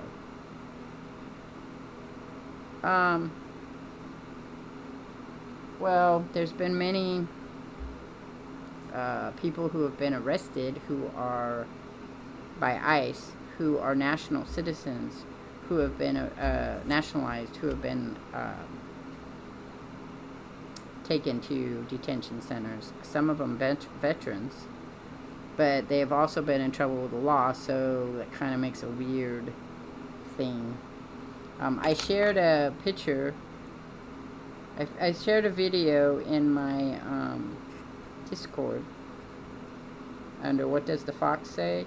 If you want to go take a look at one of the ladies I watch. I can name a couple of other different social media people. If you want a good news site to go to, it's called Ground News. And Ground News, what they do is they will show you news that's out there and which side is reporting it more than another side. So, like, AP News is going to report more on the left side than, say, Fox News, who likes to report more on the right side. If you're a center person and or a constitutionalist or libertarian, you might want to go check out Ground News. It does cost, but I think the most it costs is $5. Oh, they got rid of the FEMA's. That's a whole mess too. If you go and look at that one, they're not doing well with that either. Because the guy who's running FEMA now doesn't have any clue what he's doing. He even said he doesn't know what he's doing.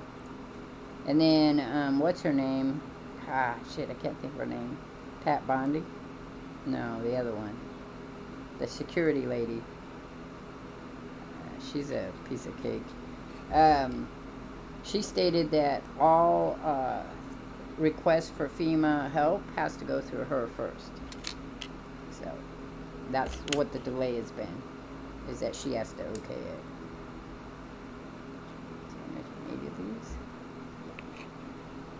It's just weird stuff.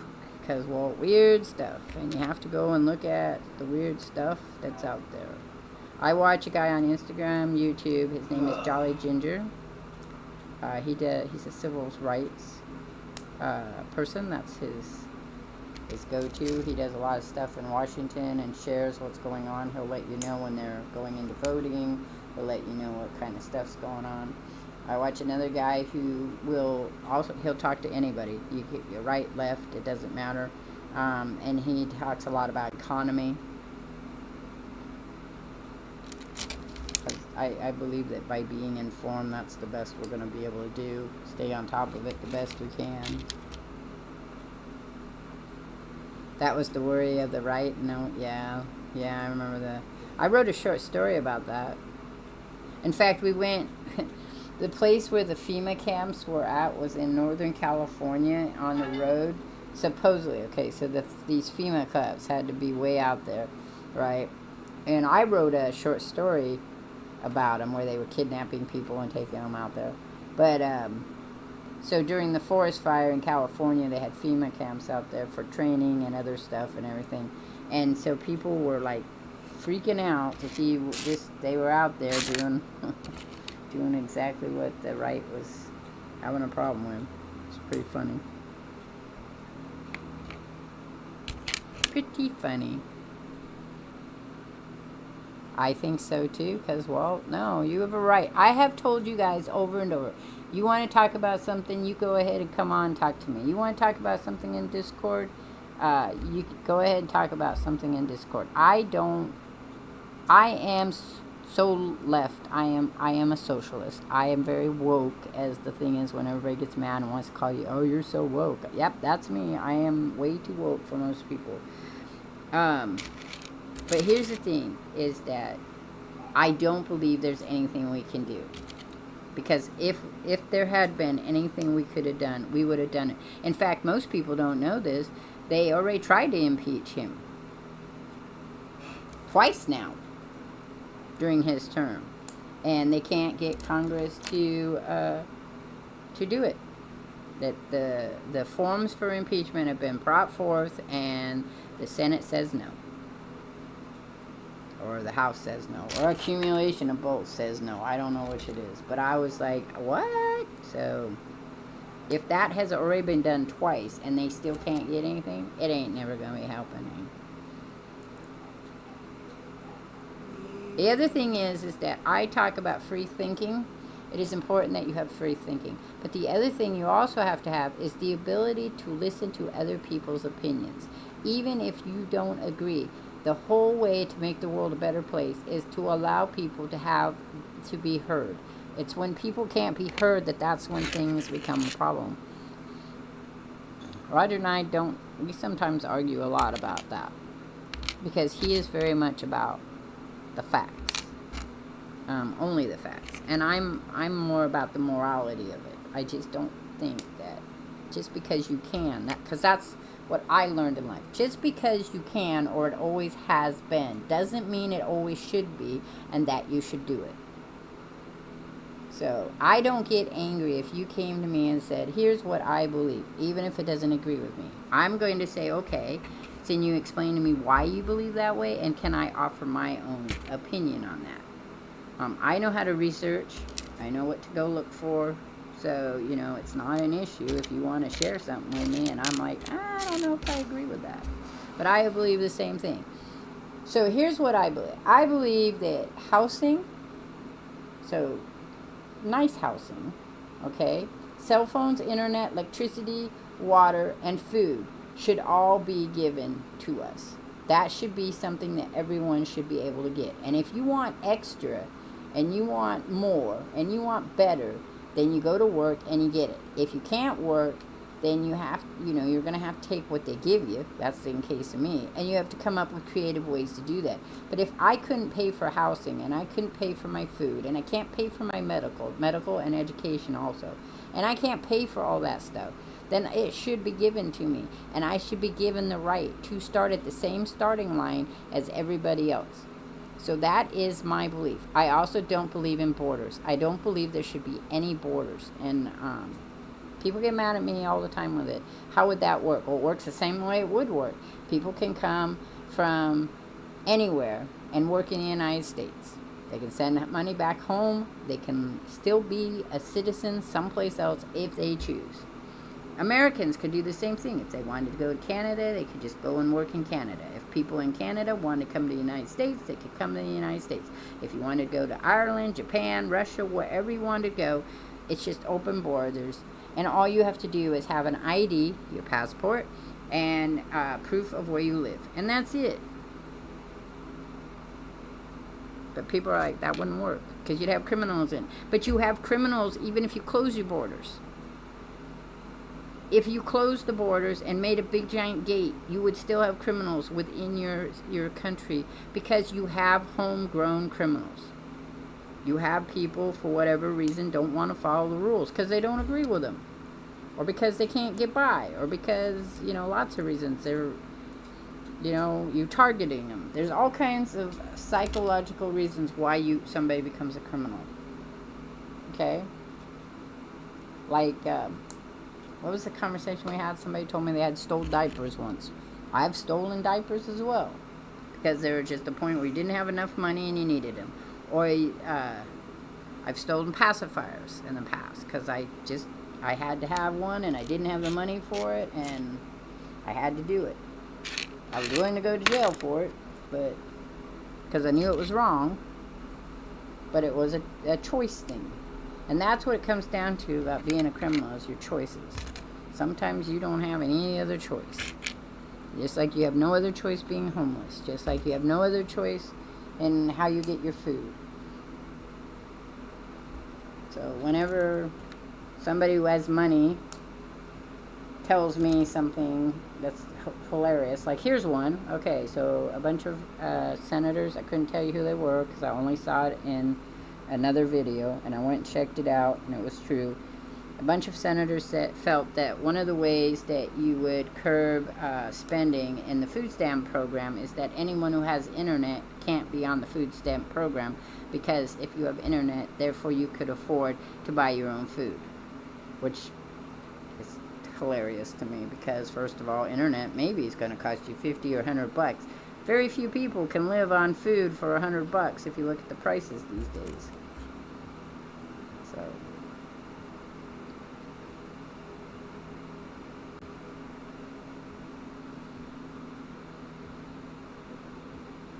that bugs a lot of people because both male and females. I mean, that idea that controlling somebody else's any type of health thing is like. So an example of that that's interesting is that some states want to make it so if you're applying for SSI and there are surgeries or medications that will help you be more effective in life, then you will be forced to take those instead of having the option to say, no, I'm sorry, I cannot, for whatever reason. Not because a religion, just like I can't take certain medications. So they would say, well, you're going to take them anyway, and then you'll be able to go to work. See, that's ludicrous.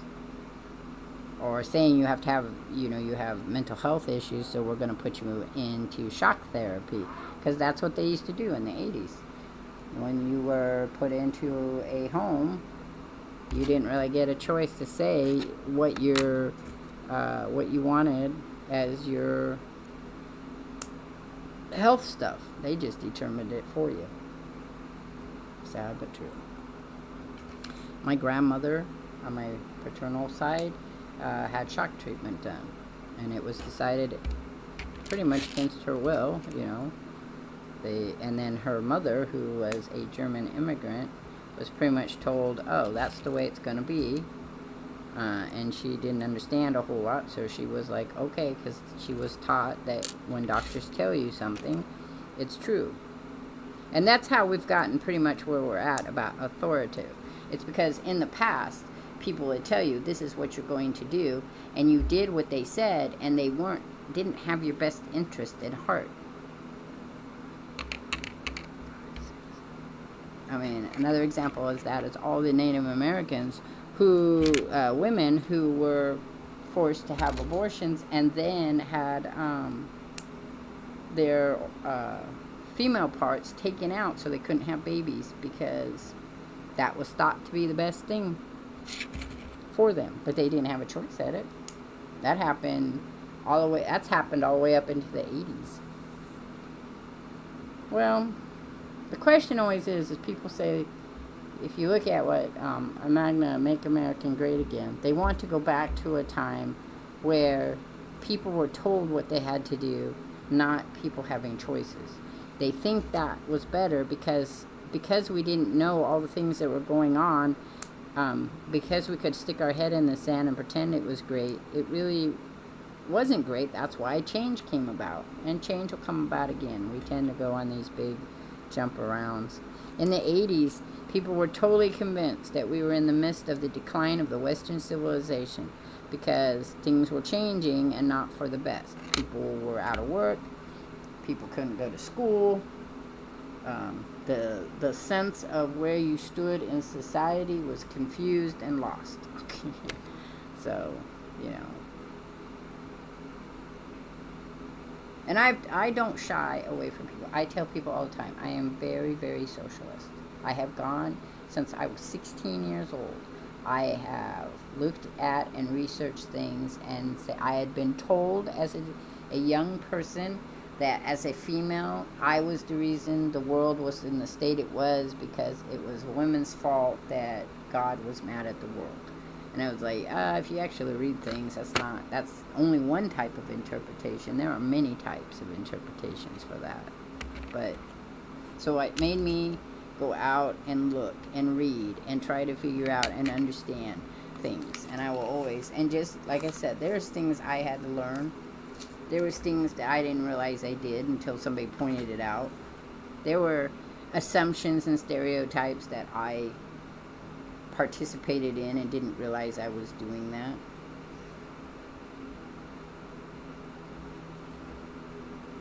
And if you don't learn how to make yourself a better person, you're never going to know how to make yourself a better person. I guess it needs to go like this. You have to understand your own biases and how that affects the world around you. And that is the problem we are in right now. They are making it okay for people to be racist, even if it's for a good cause. I don't know how it could be, but let's just say, for a good cause, as they like to say, because they're making the world, they're making things better, even if it doesn't feel like it. Trump is convinced that people will be thanking him in a year to 2 years from now. Change is slow. Some changes are fast. Some are slow. The question would be for all of our children is, where do they want to be in 10 years? Where do they want to be in 20 years? Where do they want to be in 30 years? We would all hope we're not dead and no nuclear war has occurred. I guess I need another one. I'm one down. But this is really hard times. That's why I tell people, I encourage people, talk to me. I'm not affiliate, so I can talk about whatever I want. Somebody can make they can send it out to Twitch and say, you know, she blah, blah, blah, blah, blah. But I am not hurting anyone. I am not saying bad things. I am just having my opinions. That's all they are. And you're saying your opinions, and that's good. That's what we want. We want a world that allows us to do that. We do not want a world that tells us we cannot. And we're slowly moving into a world that's going to tell us we cannot. And it's going to be different for most of us. But there are going to be children out there who will be raised during this time and think it's normal. That in itself is also scary. So that's why I raise my children free thinkers, and my grandchildren are free thinkers, and they're homeschooled for that particular reason. Because we want to be the Gulf of Mexico. We want to be able to talk about history. We want to explain why they keep changing the name of forts and the name of mountains and the name of why people are upset by that, why people aren't upset about it and are cheering it, why it seems like a great idea to put a bunch of people out in the middle of Florida where they can't survive, why it's okay to rip families apart. But it's been going on for a while. It's just, this is the most aggressive. Alright, Feely, you're good.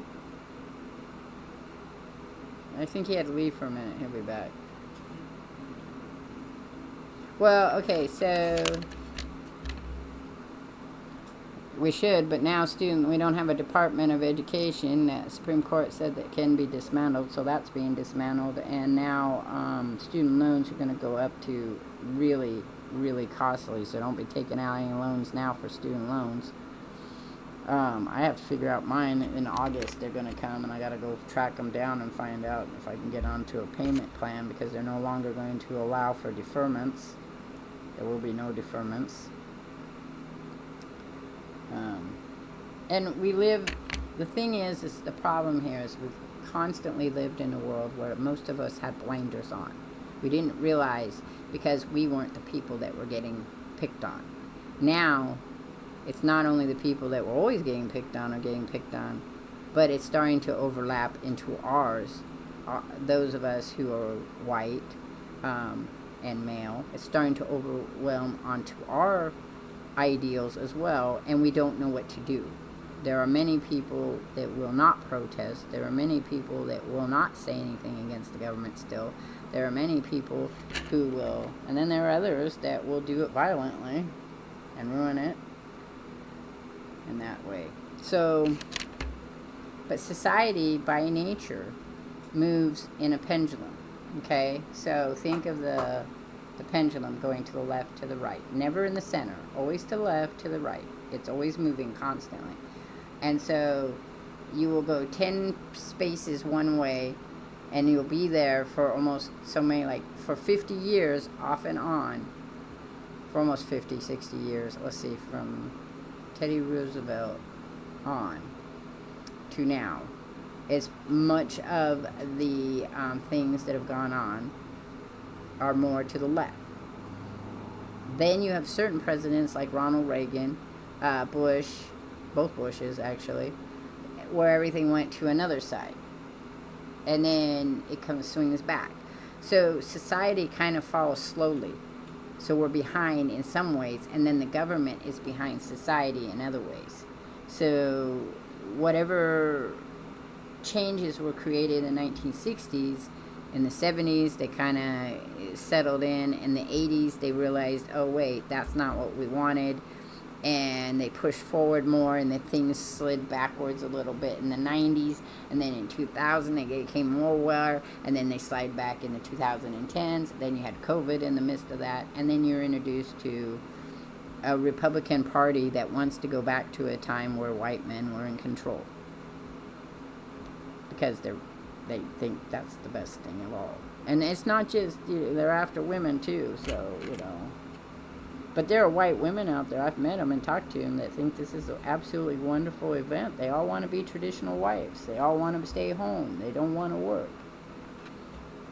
There's my spiders coming along pretty nice there. And we can't change people's viewpoints unless we talk to them. And even then you can't change them. Because I've talked to lots of people about stuff, and they'll be like, yeah, yeah, yeah. And then they're like, no, no, no. Because the thing you got to think about is, there are women out there that are all like, yeah, I'm all for reproduction health, but not abortion, because that's not that. So we have to take that out of the bill. If you do this stuff, and then and you take away abortion, I'm okay with it.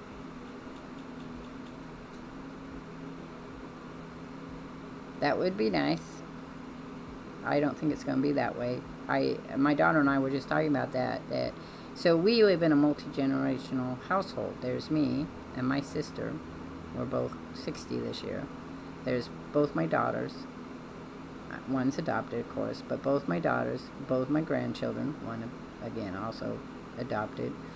Then there's Roger, the token male. But we all have to live together because we cannot survive on our own. There's not enough money coming in to make that thing. But it's been that way for us since my daughter turned 18. I struggled constantly. Most of my income went to food and housing. I had no internet. I didn't really buy a lot of extra stuff except put things on layaway for my kids. I have this habit of keeping my clothes forever because I couldn't afford to buy new clothes all the time for myself. I never, very rarely go to a hairdresser. Can't afford that. There's things that people do every day that I have not had to been. I maybe get a chance to do it, but didn't. One of my wishes was to get my nails done, which my daughter did for me a couple months ago. I had never been to a nail salon, because I couldn't afford it. I only started drinking teas and things like at Dutch Bros and stuff, and since I moved to Oregon. Well, one thing is because they only served coffee and hot chocolate in the past, but also because I just couldn't afford it. It's too pricey. Soda, couldn't afford soda a lot of times. I recycled a lot. I went out and rode bicycles and went through fields and parks, trash cans and stuff like that to recycle so that I could have extra money in my house when they started making it easier to do that. So that's how I make extra money, so that I can do that. Anything extra I want. That's how I pay for my crafting stuff right now. Though if I asked Roger, he'd give me money for it. But that's just how I do it.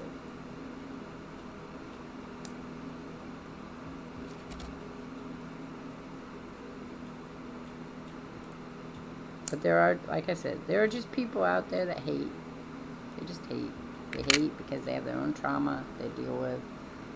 Life hasn't been easy for them. I can't tell you how many young men that I have helped in my time, giving them a place to live, helping them fill out resumes, helping them do other things, and they just feel like they need to be given the stuff and they need to have help, and that's fine, but they can't get it. And that's part of our problem, is we made a society in which you told people that were white and male that they were the ones that were supposed to inherit the earth, and then we made it literally impossible for them to inherit the earth. Because not everybody is born with money, or the ability to go to school, or the ability to go to trade school. Just some people aren't. Okay, that goes this way. Yep. I would have never been able to, before Roger moved in, be able to do Legos, because I wouldn't have been able to afford them. All my games and everything is because I love the Game Pass, because you pay, $20 for it, and you get all these games you could play. I don't have to buy games if I don't want to buy games. That being said, I bought Uno to do Mary Lizzie's thing, but why I keep a lot of recycling stuff to do my art in. Where's that at? I don't think these are these ones. That's weird. So I have this one, but I don't see.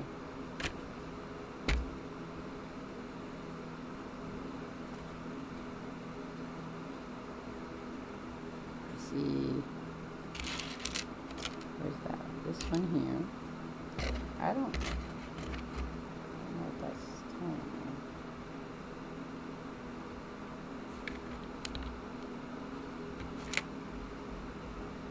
So this one has to go here.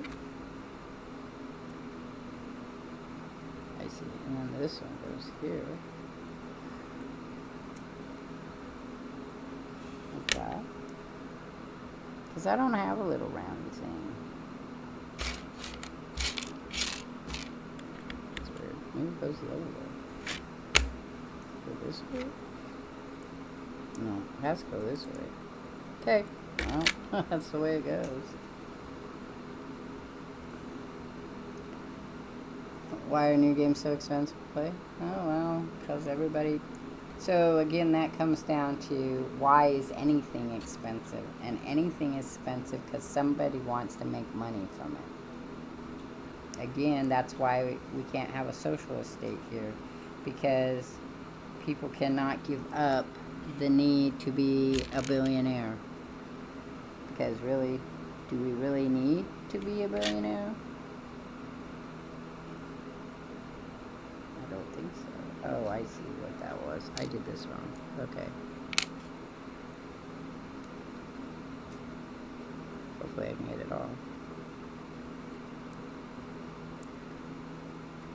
Yeah. I mean, how much money is too much money? That's always been the question. When does it become too much? Right? If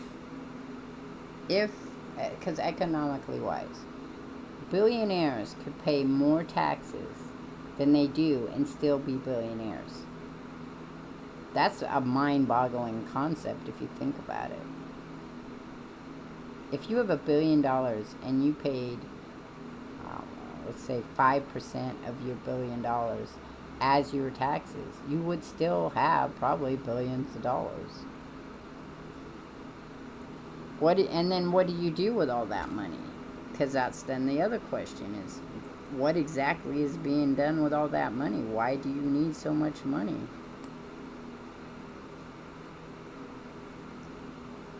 When I was in sociology classes, we talked about that. We talked about the idea that you could, billionaires could help fund so many programs. Like, they could be the ones that fund the programs. Having too much complex life is about misery. That could be true. But if you define what you think being happy is in life, is it, if it's having a place to live, having good health care, being able to go to school if you wanted to, both elementary wise or whatever, you know, just general public school all the way through, being able to pay your bills correctly, or at least your bills being paid, right, and having good food, that isn't very bad. Again, yes, they have talked about that. If billionaires were to give up some of their money, you could solve hunger problems. As it is right here now in Oregon, they're very fearful about next year and the food banks. They're worried about whether there's going to be enough money for everybody to get food. Again, because of stuff going on in the government. And it's a valid point. I mean, it's cheaper. If you think about it, you've got a whole bunch of combat problems for that alone. So, you've got Robert Kennedy, who wants a healthier America. So he wants to take all the processed foods away from food stamp people. Like, they can't buy... He wants to make it and regulate it so that you can't buy certain processed foods, drinks, whatever, with food stamps. But they're not willing to give you enough food stamps so that you could go and buy good food. So the only food that's going to fill you up and feed you is going to be processed food. But nobody wants to look at that. Then nobody wants to say, "Oh, that's what's going on here." They don't want to do it. So because they don't do it, then if you're not going to research the problem, then you don't really want to fix it. It's not about, none of those people in government is about us. Every single person in the government is about them. That's it. It's about what they can get, because they're not worried about Medicare, because they're never going to be on Medicare. As federal employees, they have their own health insurance. They are never going to worry about food or anything, because when they retire, they're going to get their federal income money. Nobody as senators or congressmen or on the cabinet or whatever is worried about how this is going to affect them, because it's not going to affect them. It only affects the rest of us.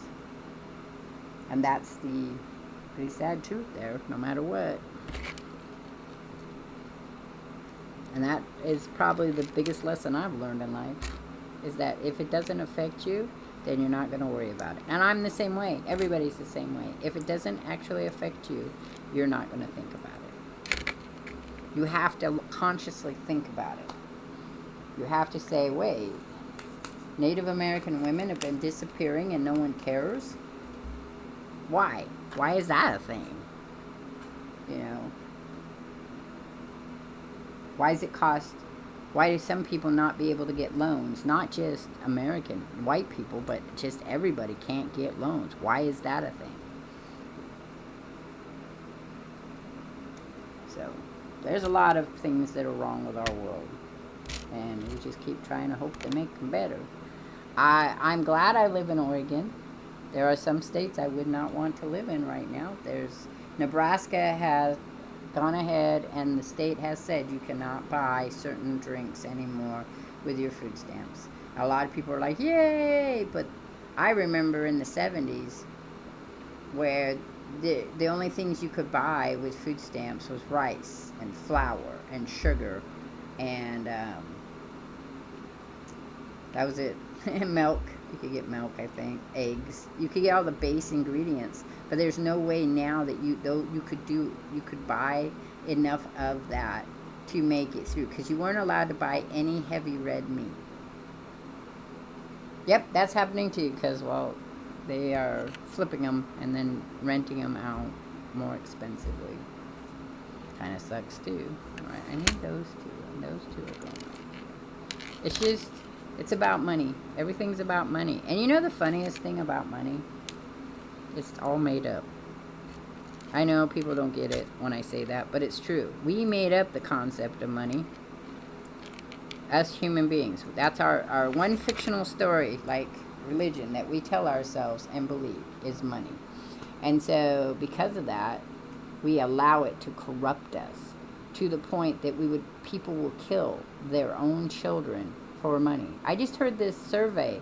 43% of people in a survey, I don't know who they targeted, so I can't tell you how accurate the survey is.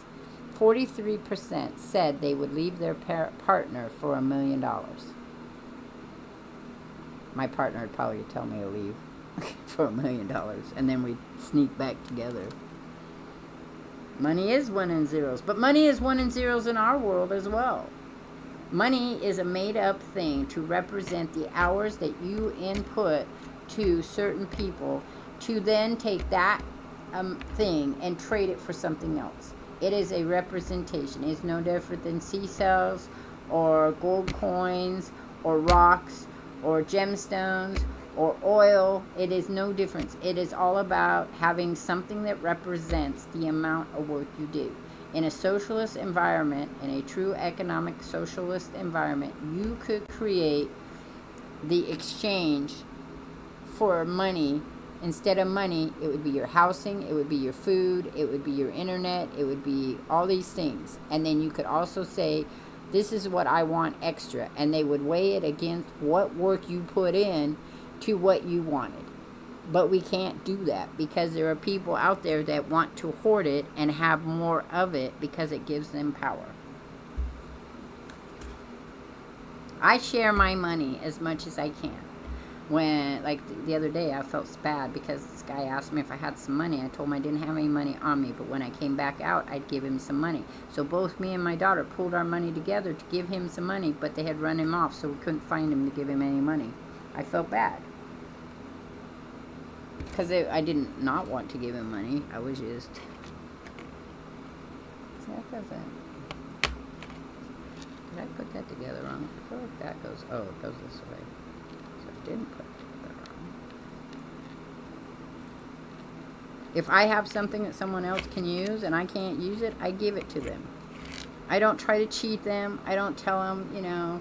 I've done yard sales where somebody would show up, a little kid, and say, God, I really want that, but I have no money. I'd say, take it. You can have it. Because it's not about making the money. I just get rid of it. If I get money, it's fine. If I don't get money, I give so much to thrift stores so that they can make money to help other people. Now, don't get me wrong. There are not many socialist program. There is not many governments that could run a pure socialist setup without completely you'd have to overturn everything and start from a blank state. And at this point in time, we could not do that. We would have to have a war or a internet failure or something where everybody got to start back at zero, like everybody. And there would be so much chaos and so much harm and so much things because people cannot share. And because people can't share, you cannot have a socialist state. That is the only reason you can't have a socialist state, is because people cannot share. Because if the billionaires could share their money, we'd be in a much better state right now. Elon Musk kind of proved that since he threw money at the U.S. government. Right? If they all did something like that instead of throwing at the U.S. government, or they could give it to the U.S. government. Hell, you could be a billionaire and say the only money you're going to spend on is military. That would be fine too. But again, because we cannot share, we can't get to a point where we can help each other. Because there's always a bottom line where you're just like, well, I can't do that. Even for me, there's a point where you would just say, I don't know if I can do that. I don't know if I can give that much. I'd like to say you could, but I don't know. Those kind of things when everybody says, would you break up with your partner? Did you hear this? I heard a thing today on the radio that said 43% of people said that yes, they would give up their partner for $1 million. Fucking retards. I said that more likelihood is Roger would tell me go for it and then meet me someplace else later. Pretty much. But it would only be something we worked out together. I wouldn't give up Roger for $1 million unless I was really, really pissed off at him. And even then, I don't think I'd do it because I wouldn't trust the other person to pay up. That'd be the other thing. One lady said if they sent $1 million check and it showed up and it was real, then she'd pack her boyfriend out because she doesn't ever want to have kids. So there was no problem there.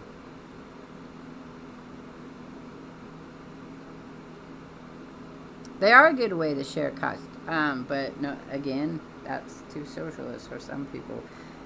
Here in Oregon, Lane County, I don't know about the other counties, but here in Oregon, they have a plan where you pay in for the ambulance, like ambulance insurance. So you pay pay $50 a year, and then that means that you get a free ambulance ride when you need it.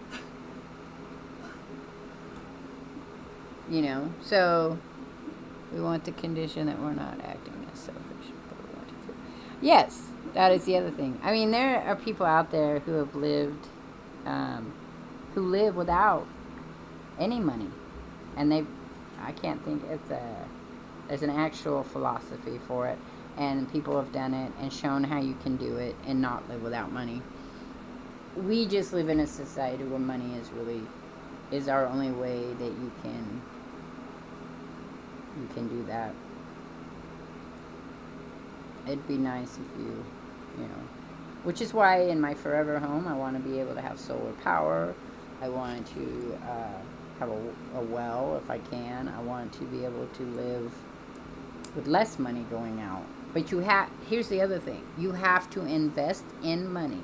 You have to invest in that program. I wrote up 2 socialist programs of how you could, make it so more people got what they needed in life. And the thing is that you're still going to end up with people that will not want to do that program.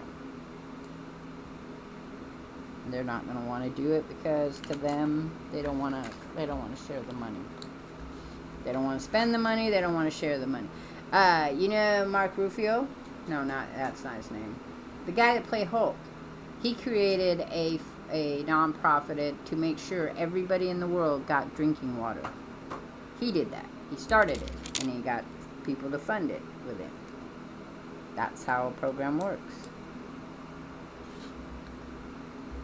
The problem is because we're so tied into a monetary system, right? We cannot get away from it. Like I said, it would have to take something very drastic to occur for us to get away from that system. To get away from the system. Not sure what I'm building here. There it is. I don't know what's going on. I think it's the web thing. Okay, so then we're setting that on top of this.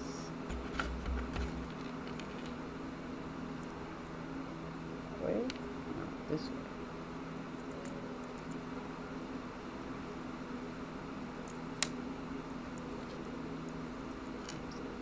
This way.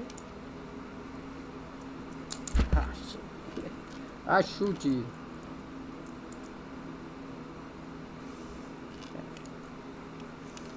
That. I wonder if it's because it spins. Is that right? Let me see. No, that's not right. I didn't do it right. I didn't do it right again. It doesn't go there. It goes back here. Is that where it goes? Yeah.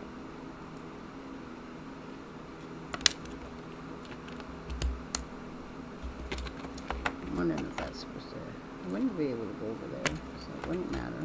This has to go here somehow. It doesn't want to. Oh, there it goes. Maybe right there.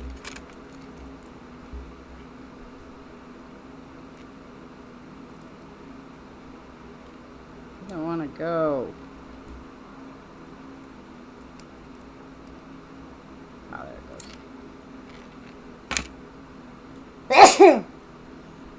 goes. But I don't. That's another one.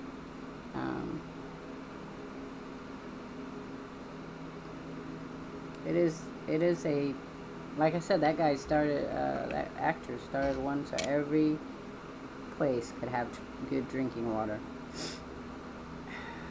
So, I'm sure we could figure out one. Well, okay, so the Department of Horticultural here in the United States had a program where they went and collected surplus food from farmers. Then they would turn around and also surplus food from places like companies and stuff. And they would then turn around and send that food to the states. And that would fund a lot of food banks. They have thus stopped that program, and now food banks don't have any food. So this Christmas I'm going to have to make sure I donate some food, because that's going to be a big deal for people. That's how I paid for candy on Christmas and other things, with my food stamps.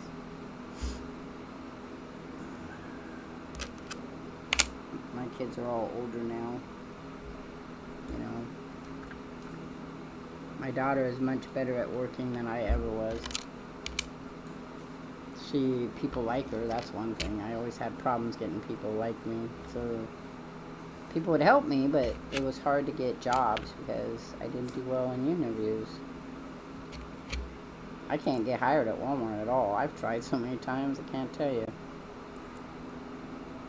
Even after I graduated, I would have worked at Walmart. if it meant it would help feed my kids. I don't have a problem with that, but I can't answer the questions. And my therapist says it might be because she thinks I'm autistic, like Asperger's. That's why I have a problem with it. Why did they stop that? Because it just was when they closed down a lot of the programs. That was one of the programs that closed down. You think they're using nuclear for aeration techniques? Where do you think that's at? Just overall? So, because I don't know why they closed that down. I researched it and tried to figure out what was going on. But it's just one of those programs that they did. I mean...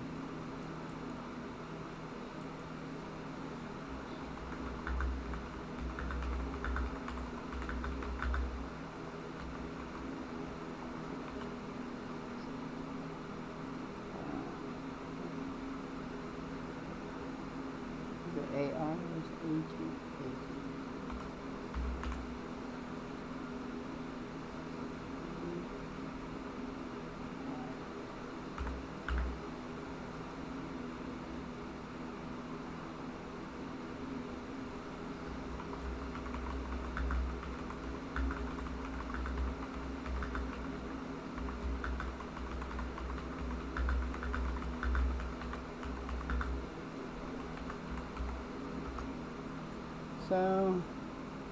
So the Department of Horticultural USDA has cut funding for programs that purchase food from local farmers for schools and food banks, impacting both the supply of fresh food and financial stability of local farms. This decision is a part of a broader effort by the Trump administration to reduce federal spending and government waste, specifically targeting programs funded through the Commodity Credit Corporation. The cuts are projected to save around $1.16 billion nationwide, so that they can send that rest of that money to other things more important. So that was as of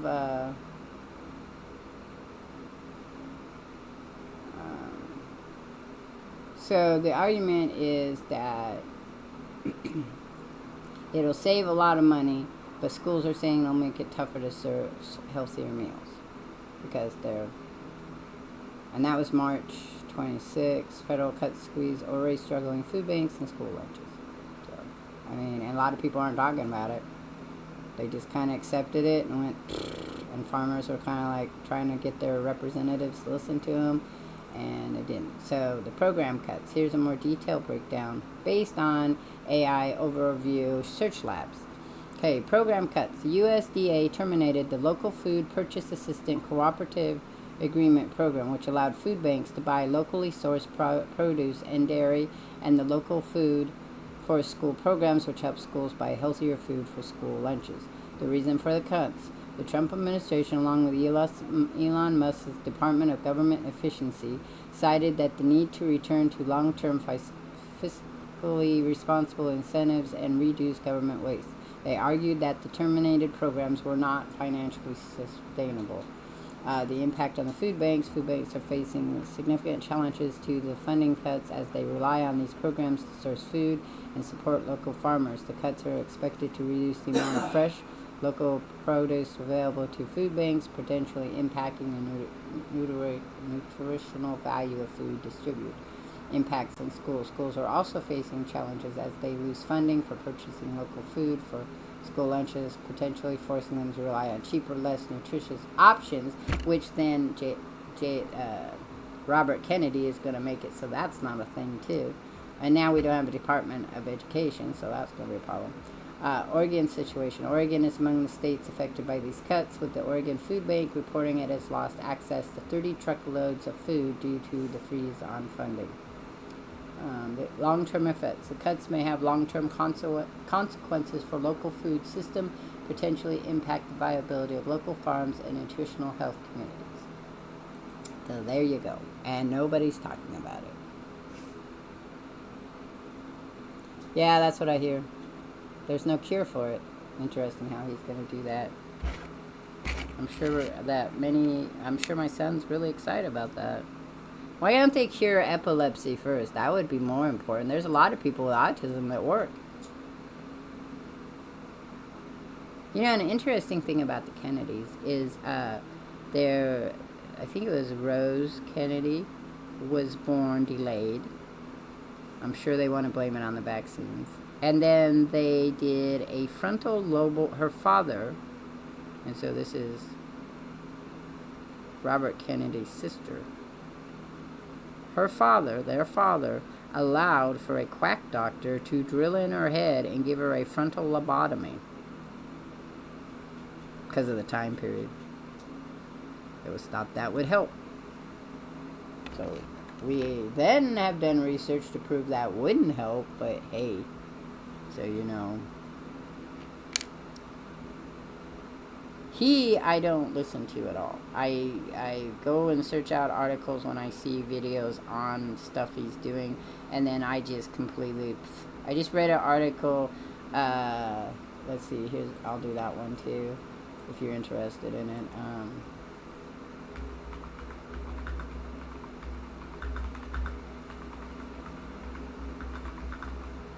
Aluminum. It's aluminum.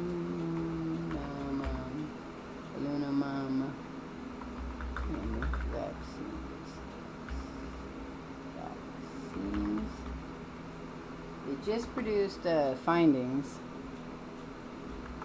on, okay, so no link between aluminum adjuvanted childhood vaccines. A 24-year study of more than 1.2 million Danish children adds to the already considerable evidence finding no tie between exposure to aluminum adjunctive childhood vaccines and autoimmune, atopic, or allergic, or neurodevelopment conditions such as autism.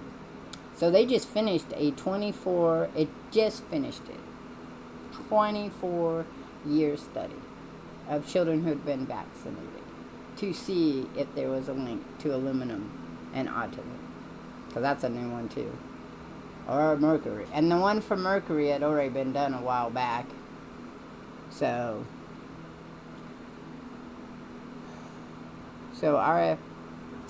RFK is, he is going to hold on to that. He sincerely believes that vaccines cause autism. So if we don't vaccinate anybody, that'll be great. We'll have really intelligent children if they don't all die from their not having vaccines. Actually, what's going to happen is rich people will be able to get their children vaccinated, and poor people will not, so you'll have outrageous outbreaks in the poor areas of where people are already impacted, mostly minorities, but not all of them. There are areas that are really poor. Well, I have to tell you, most of the white people I've met who are against vaccines, yeah, well, see, most of, it won't, as long as she has all of her vaccines now, she'll be safe. It'll be if she wants to have children. That'll be the issue, and she'll have to make sure she can pay for it.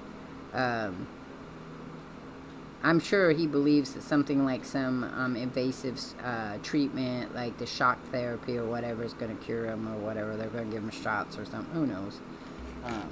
He's a wackadoodle all by himself. Like, there's a reason nobody voted for him as president. But, so, I mean, weird people everywhere. But yeah, he's one I won't listen to him talk because he's like Trump, he can't talk. But I will go and check out anything that is pushed out of the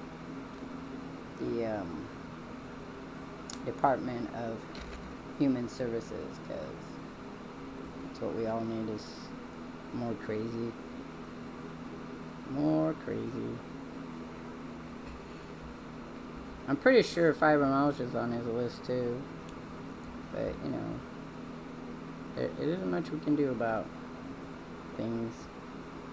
But I find it interesting, nobody's talking about, you know, the fact that food banks aren't getting food. That seems sad.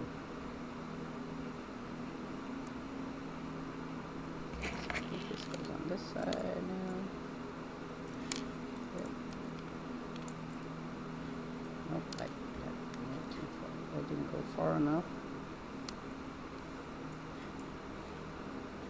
It's a crazy world we're living in, guys. Crazy world.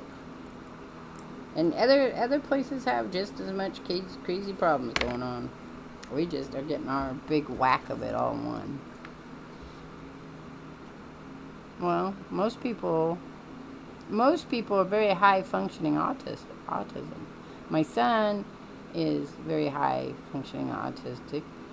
His problem is, though, his anxiety, that's a natural part of being autistic, compounds his ability to be around people. He just can't do it very well. They stress him out. He's good at working, though, and he's good at computers, so he went to school, but he couldn't go to classes because it just was a problem. And people want to find a cure to things. They want to fix things. They want to... And here's what I found about politicians, okay? And this hasn't changed in all the time I went to college. They grab one thing, and that one thing becomes their whole life. And in the process of it being their whole life, if they can get attention and find other people who are also, upset about that one thing, they will grab onto it and run. Like it's, and it never makes sense to me because a lot of the stuff they do that to is just, doesn't make sense. Like, how did you figure that one out? Like, why would you think that doing away with food banks would be a good idea? Like, that's how you want to save money, and then you turn around and ask to, in your big beautiful bill, to make, I don't remember how much ICE is getting. ICE is getting a lot of money now.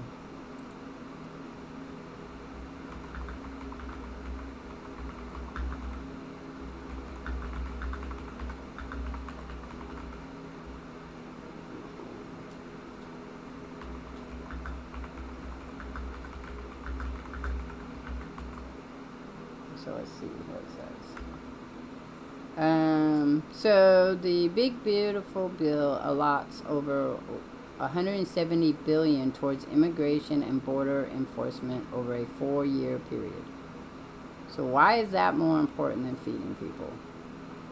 Considering that they're only saving $1.4 billion, right? Was that what it said? $1 billion, by eliminating the program. That's what they decided they were going to spend it for. And it says specifically ICE is slated to receive around $75 billion in supplement funding over 4 years to expand interior enforcement, detention, deportation operation. This includes funding for hiring additional personnel, expanding detention capacity, and transfer costs. And then they did a big breakdown on it. So you can just Google it and it will give you this huge. But if we were to look for something that even would fit, maybe the 4.1 billion to hire additional CBP personnel, that's where the food bank money is going. So it doesn't make sense to me. Don't understand.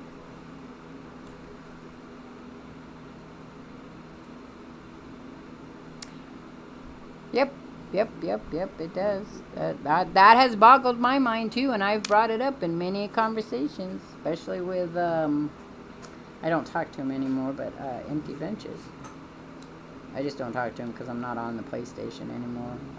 I can't keep kids from joining my conversations or sending me illicit stuff, so I'm done with that. If I don't know you, we're not having a chat. And he's not usually on when I'm on, and I'm not only on to stream it, so in case he hears it later, it's nothing against him. But I, in the past, had asked him, how does, if you're against this kind of stuff, why would you okay the big beautiful bill to begin with? You grew up not wanting any federal government around, they just hurt people? Well, yeah, that's the other side of the bill. But now they hurt everybody. That's not them. That's the reality of the situation. I am missing them. No peace here. Oh, nope, maybe there it is. It's crazy times because, well, there's no sense in it. There's no way to explain how this works. There's no way to explain why Republicans are now all of a sudden saying, we wanted less government, we wanted less spending, but okay, we'll vote for this big beautiful bill that is now, raises the level of spending to some trillion.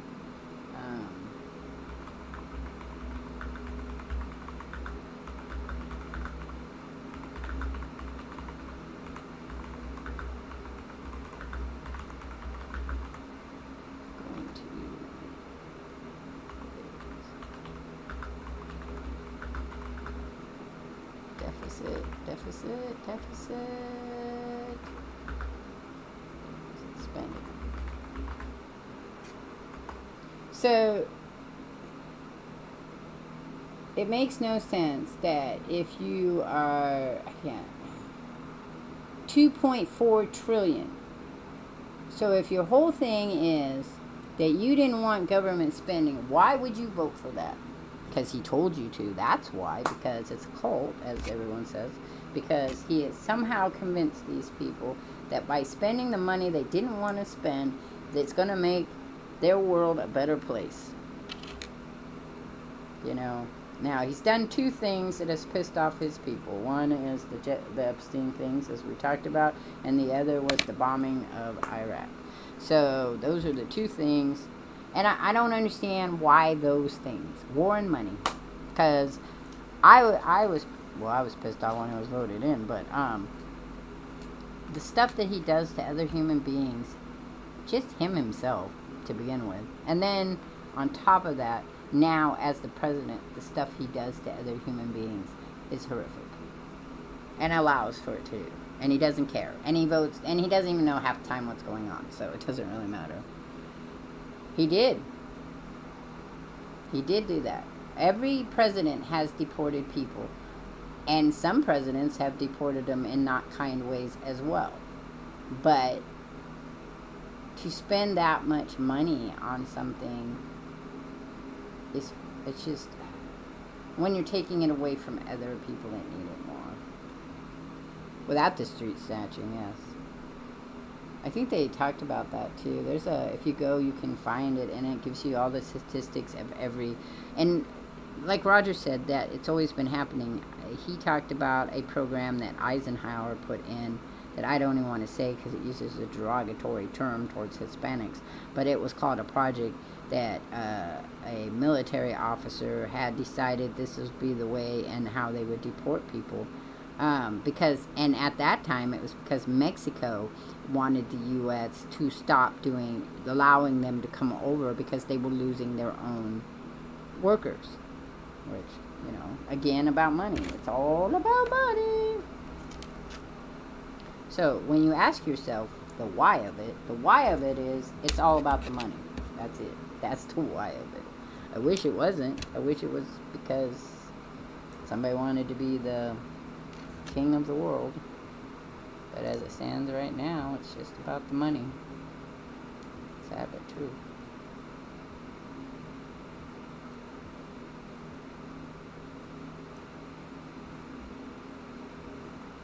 He's just a horrible person, too.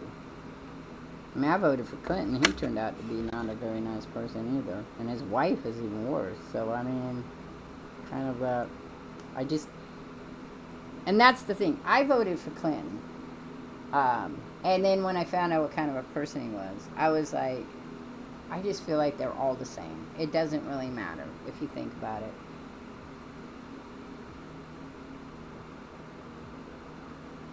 Well, because they're going to make money in the prisons. And because the statement that I have heard by many psychiatrists, socialists, and political majors is that it's about being cruel.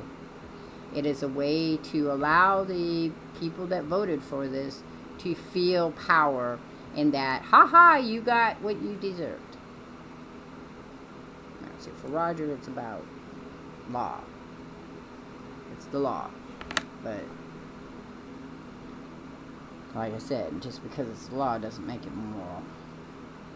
So, and I'm going to tell you guys right now, I'm not a very empathetic, compassionate person for people outside of who I know. I know, though, what is good and what's not. What's the universal moral? The universal moral, as a pagan witch, is do not do harm on others. Because even if they deserve it, that harm comes back and hits you. You have to take the responsibility for harming another person. So, the witch's creed is do not do unto others any harm, when possible, of course. But if let's say someone hurt my kids and I decide I want to do a negative spell towards them, the cost of doing the negative spell will also cause negativity on me. And I think many people don't feel that. They don't feel how negativity impacts them. It just produces more negativity. So you have to try not to produce more negativity. Right? We want to create less negativity.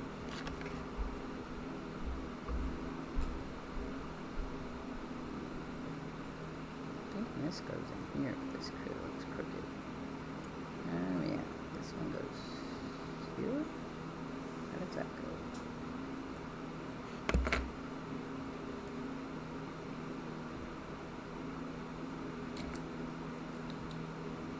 It's gotta go closer. Oh, I see. It goes up through this way. Yeah. Yeah. Ha! I got it. So it goes in like that. But now it sits funny. I can't get it to sit right. So what I do wrong? Because that's what it says, like that. Maybe because it sits that way. Maybe because it sits that way, because that's not. It's not sitting right. It's not sitting right. So then we have this one and that one.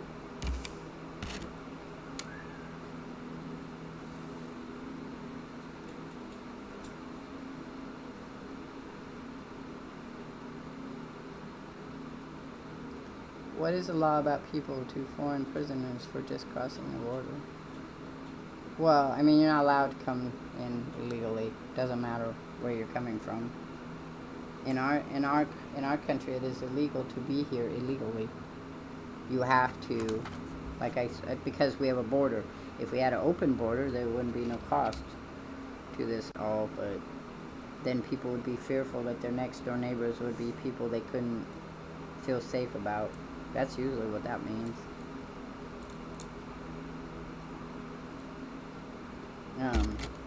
I'd have to look up what the actual law was. But now, national citizens can be stripped of their citizenship. So, that's going to be a thing.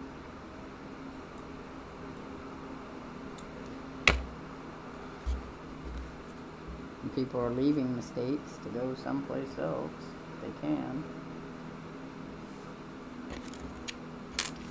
It just means makes more room for the rest of us in misery, I guess. Oh, it's right there. So that makes sense. So this is weird because it's supposed to go here, but this doesn't go all the way down. I wonder if that just goes down. I told you, it just. No, I don't. So this one goes here, I guess. No. See, I don't know where that goes. I did this wrong. I feel I've done this wrong. Again. I've done it wrong. Free will is about choice, but sometimes you are not given good choices.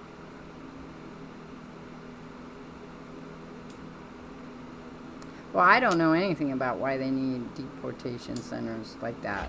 Why not, like you say, why not just send them?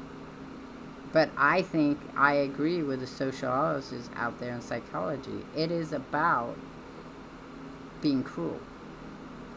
It's about picking on another set of people that aren't like you and being cruel to them. That's the only thing that really makes sense about that. Because otherwise it doesn't make any sense. Why spend the money to build deportation centers? Why not just put them on a plane like they did before? At that rate, why not just ship them down to the border and kick them out? You could have buses of it. Just plop them out. Goodbye. See you later. And that'd be it. Human beings are just one race. I agree with you, Feely. Though sometimes we all question whether that's true or not, because some people seem more cruel than others. I don't know the answers because, well, we could speculate forever. I personally believe that they're creating those prisons for the same reason that they did the Japanese internment camps, and the same reason there were Nazi camps, and the same reason because there are human beings that have to be cruel to other people. That's it. And because I also believe that many people who are Christian do not believe their God is real.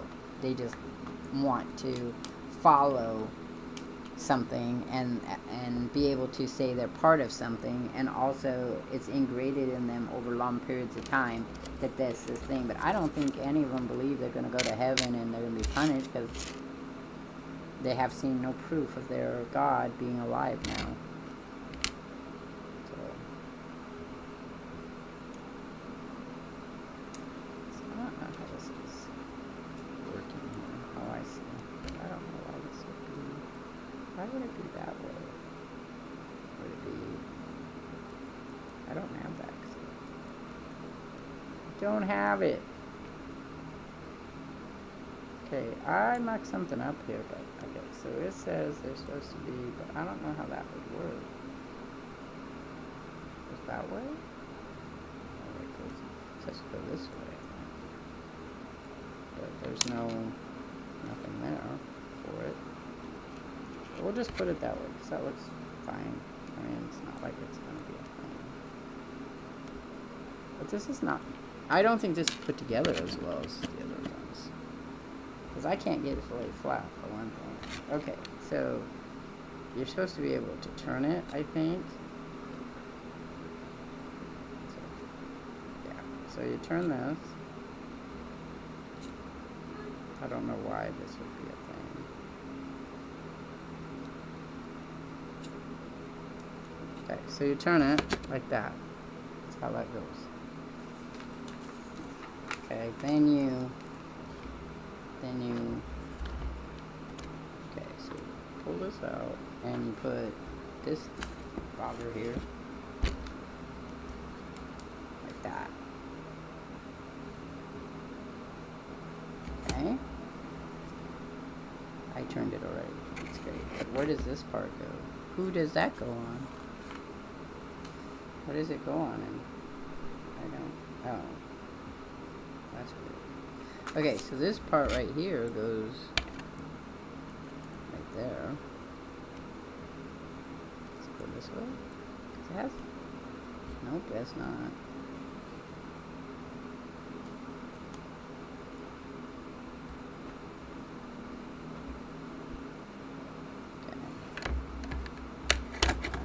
Okay. They doesn't want to go there. I don't see that. It would be nice, because, well, I agree with you. It would be absolutely wonderful. Something great was going to happen. Everybody thinks they're going to pass something about TikTok so that TikTok can exist. I got off TikTok because I didn't want to feel like I had to be, like, TikTok was a thing because of Trump. So that's just me. Felt like I was being tricked.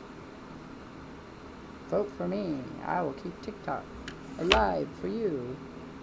I felt like that was a trickster thing, so and that's all we can hope for. We're just gonna have to watch the world. I feel like really at this point it's either gonna be a civil war, or somebody's gonna figure out a way to remove him from the problem. Right. Oh, I guess that doesn't go flat. I have to get this part on here. I'm having a difficult time getting this on here. It doesn't want to go.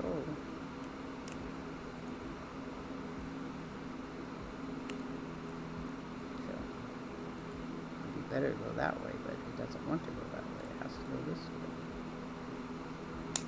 way. Okay, so there it is. It's got a big butt. I got a big butt. Okay, we gotta turn it over now. Woo! Okay, so we have to put this one on here.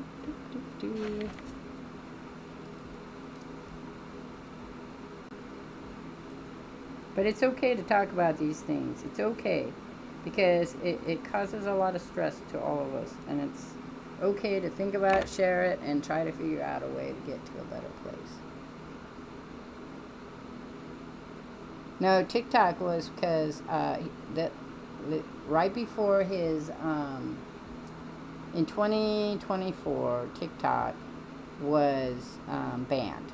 They decided that there was a danger because the Chinese government could spy on people or whatever. And then they gave it a certain amount of time for there to be, for China to give it up, to sell it to somebody in the States. Well, first they had to prove they weren't stealing information. And then I was on it at that time. And then the ban came through. People bailed and jumped. I went to a couple of other sites, and then I just decided I wasn't interested in doing anything else, and I was going to wait and see what happens. A Substack is supposed to be really good. I just haven't decided to put the effort in it. I was only at TikTok because you could easily post things on there, and then I could download them onto my computer. And then I could make longer videos, of course. I'm going to get a tablet, fix that problem. But yeah, so then they actually had a 24-hour ban. You couldn't get it on Apple. You couldn't get on anything. And then Trump came back and said he was going to allow it to open back up, and that they were going to have a 90-day ban on it, and that it would be revisited, and they would try to get an American buyer. And he was trying to get a couple of billionaires to buy it with him so he would own it. Technically he can't, but that's what he was saying, and then they were going to go from there. Right. And then he was on there and helped his fan base. Everybody liked it. And then he kept promising and promising it. It's just another one of those tricks that he does where originally he was the one who was all like against it, and then made the Republicans write a bill and slip it in there as the ban. And then it was after that he came forth and saved the day. So I felt like it was a trick. Like he opened it up to them, and then he decided that he was going to save everybody. So, and I know a lot of people make a lot of money on TikTok, so they were willing to give the devil his due, but I didn't, because I don't make any money on it, and I just said, screw that. Alright, so our spider is done. Ta-da! And it will hang from here, shoots out the spider web, and then the thing, and then you do this with it. But I don't like being tricked. Especially when I know I'm being tricked. I don't like it. And I don't think people in authority should do that to other people.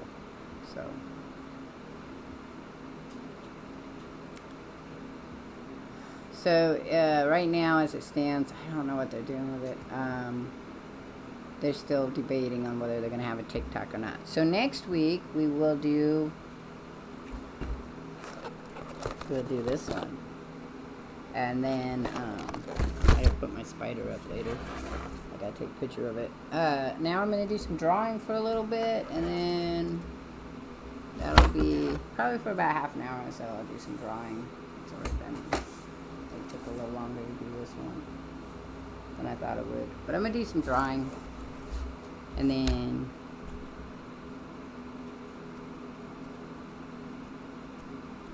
how can he save it? I don't know how he can save it. He's got people convinced he's going to save it, even though the reality of the situation is he can't save it because he's the one that started the ball, and now he can't get out of it. Right, so we need to find a picture to draw. I tend to buy the females better than the males, but, you know, it's been a while since I've done a comic book picture. So we could do her. We could do I Like Him Facing Me. I could do him. I've done Wolverine before. I need a nice model. I'm better at it than I used to be, but I still need like a nice model.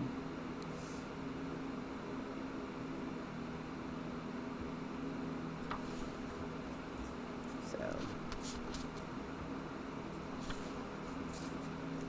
we can see if we can find a nice picture. I think that's the one I like. I can't remember what it was.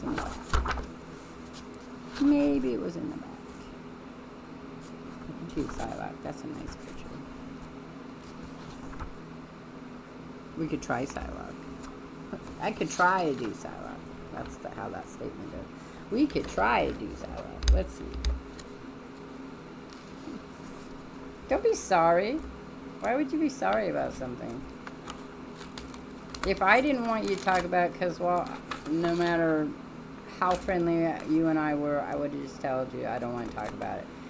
Because of the fact that I'm not affiliate, we have a little better ability to not to talk about it. If I was affiliate, that because Ashenda won't talk about any politics at all. So just so you know, because you get tagged. You can't talk about transgender. You can't talk about gay rights. Can't unless you put it in your title. I could still get tagged for it, but if I do, then I guess I just write them and say, hey. These are all my opinions. I am allowed to have my opinions. I was not derogatory in any way. So that's all we can. That's it. That's all we can do.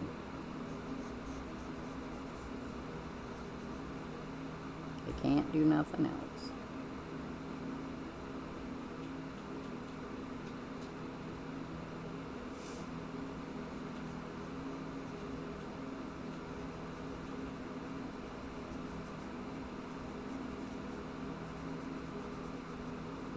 Can't have free thoughts if you don't chat about stuff. Because, well, nothing to be sorry about. Bring it up anytime. You bring it up here, you can bring it up in Discord, you're fine. People who don't want to talk about it just won't tune in and they won't talk about it. If people decide to unfollow me because of it, it's not like it's a big freaking deal. I wouldn't worry about it, so you don't worry about it, okay? We've been online friends for a while now, so you are perfectly fine to have any conversation you want. And remember, it is good to talk about things, especially things that bother you. Always. When you have something in your life that bothers you, the best thing you can do, it won't fix it, but the best thing you can do for your mental health is to talk to somebody. Sometimes they might have ideas how to fix it, but if they don't, just being able to share it with them is good, because that helps people make connections, because that's what we were talking about, was making connections. And I will always support that. So, and like I said, if somebody came in here that was very far right and said, I want to talk to you, as long as they're kind and don't get all weird in my face about it, I don't have any problem about it. It's when they come in and start. The problem with people like you, I mean, that kind of makes it so you don't want to have a conversation with them, right?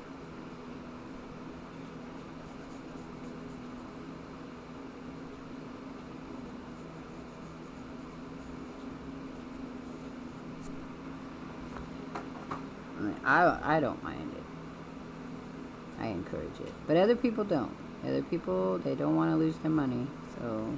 Again, we're back to money, right? So I don't feel like her eye is low enough. So let's fix that. Because here we have this area right here.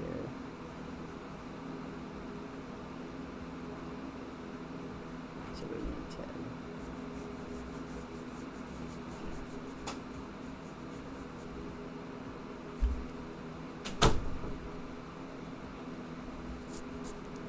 And some people just don't care about politics. They don't want to know nothing about it. They just want to have their happy little world, and that's all they want. They don't want nothing else.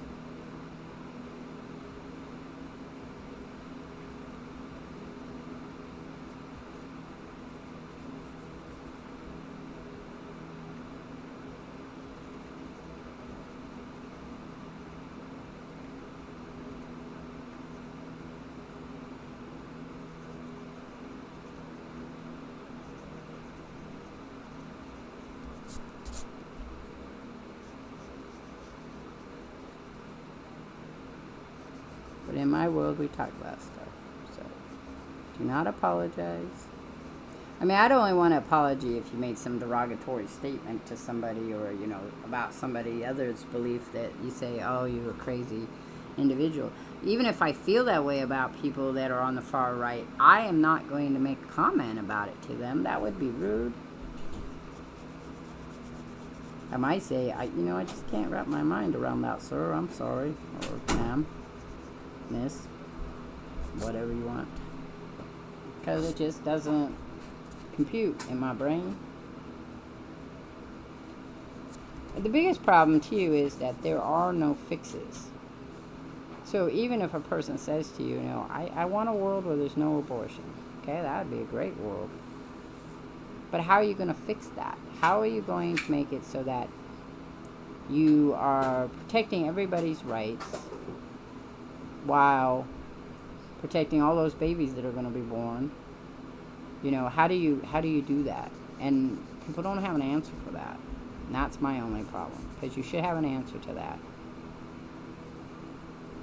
Because that's why people don't agree on abortion.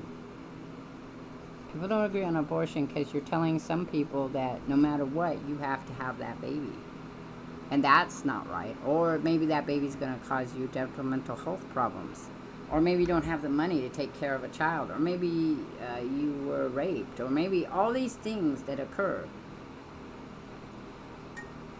Or maybe you're being abused and that person's going to use that child to control you. You know, maybe you can't have children and now they're going to force you to have children because, you know, they don't want an abortion.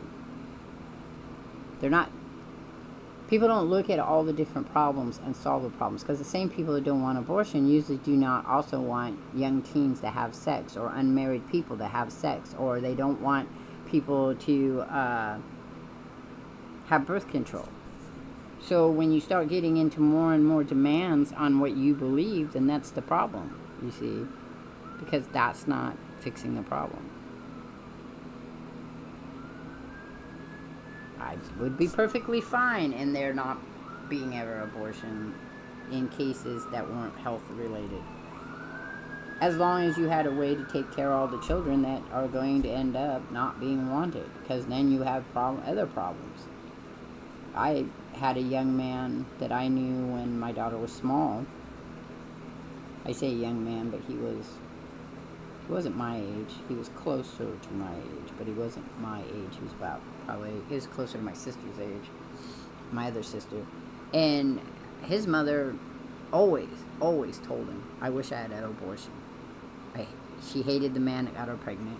She was forced to have sex with him. She was his wife, but he was brutal and abusive to her, and so she escaped him by meeting a bunch of feminists who helped her escape him. And then every time her son, who was then born, she also had a daughter that she was fine with, but every time he did something she didn't like, it was all about, I should have had an abortion. I mean, that, in a way, yes, she probably should have, because doing that causes problems to the child.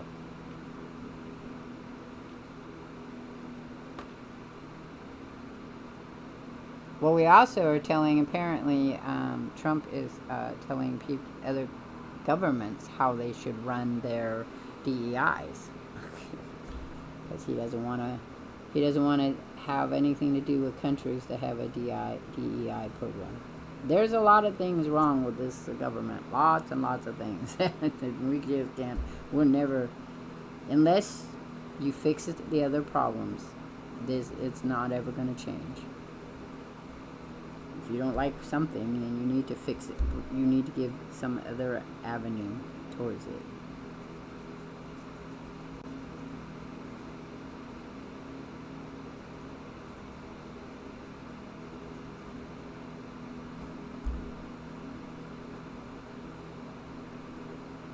But that's just my belief.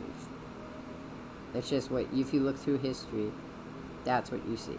Is that if you don't have some other way to fix this, if you're not going to have some other way to teach them how to be, right, if you're not going to teach other people how to have a different choice, then the only choice they have is not going to be the one you want. That's the reality of the situation. But then there's always going to be an underlying population. Statistically, there will always be a certain amount of society that is not going to play by the rules no matter what.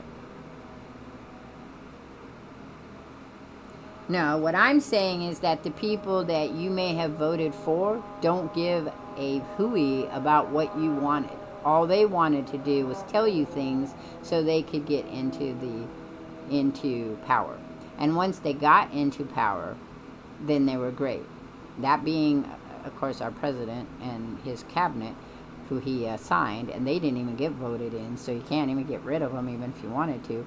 And then the fact that a lot of the Republican senators and House were already in power, and then we put more in power, and now we're trying to even it out again, because we don't have there's not an equal representation of both left and right in the government.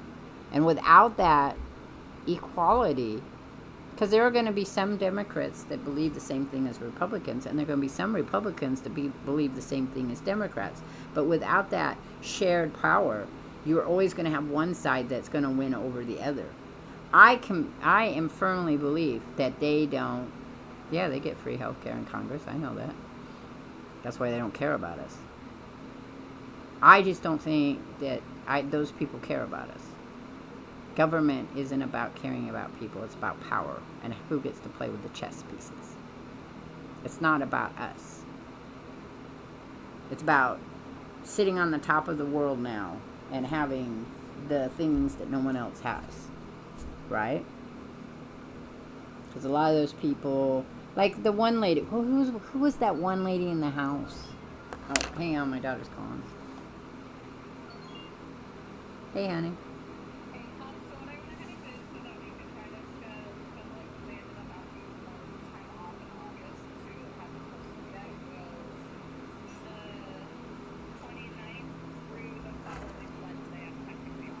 Okay.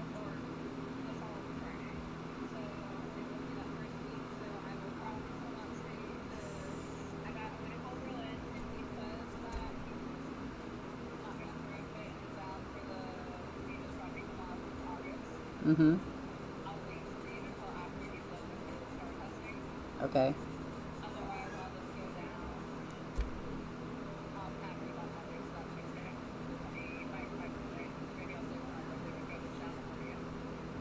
Oh, I see. Yeah. Okay.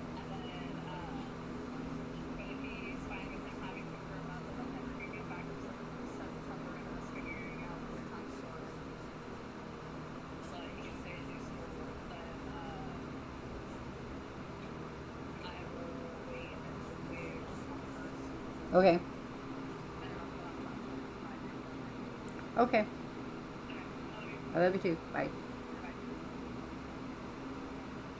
I don't know if I'm like people in North Idaho, but I am socialist, but I am a realist. So I understand that you cannot have it. It's like a household. You can't have the household work properly if all the parties in the household are not getting shared value. So when it was just me and my kids, I would say to them, okay, here's what I want to do. I want your opinion on it. And then I'm going to make an informed decision to decide if this is something I want to do. Now, if it was things like them getting their vaccines or things like them going to school or stuff like that, that was just me. I'm going to take care of it. But if it was about us moving to Oregon or, like, because my son didn't want to go. And I was like, here's the deal. I want to go. Your sister wants to go. We have no place to live here. So it's going to be better. And I will do the best that I can to make sure that you have the best life up there. So then he gets to make an informed decision of what he wants to do. He didn't have many choices, though. So, again, just like in a government, you don't have a lot of choices sometimes. And you just have to make the best that you can do with what you got.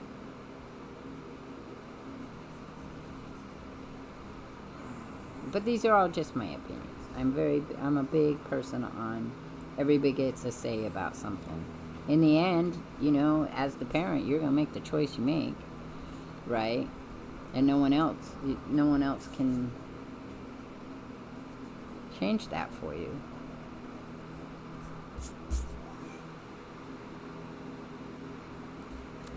Now I gotta do the other eye. I always have a problem with the eyes, getting them situated correctly. That's why I try to make a marker for myself so I know exactly where it should go or not go. But we'll see. I always have problems with eyes, just so you know. That's why a lot of my characters only have one eye. It's really hard to get the ice to do what you want them to do.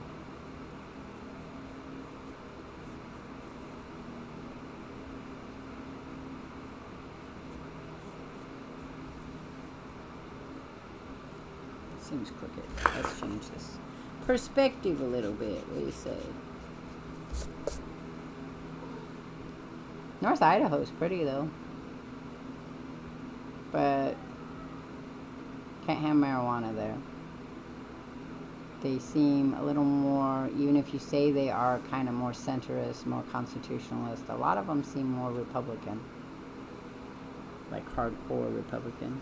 They wouldn't like a witch in their midst. Not that I'm moving, I'm just saying. I like Oregon.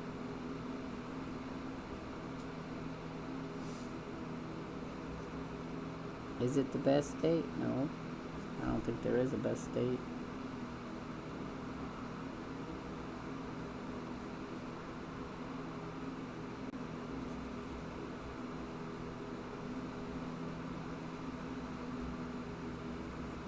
This one has to have more of this.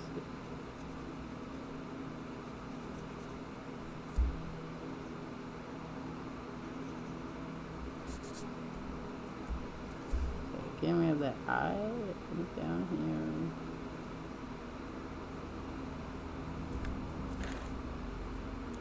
I don't know, what do you think?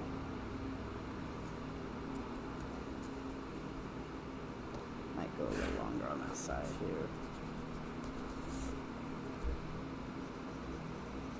It's just I'm bad with guesstimation of distances.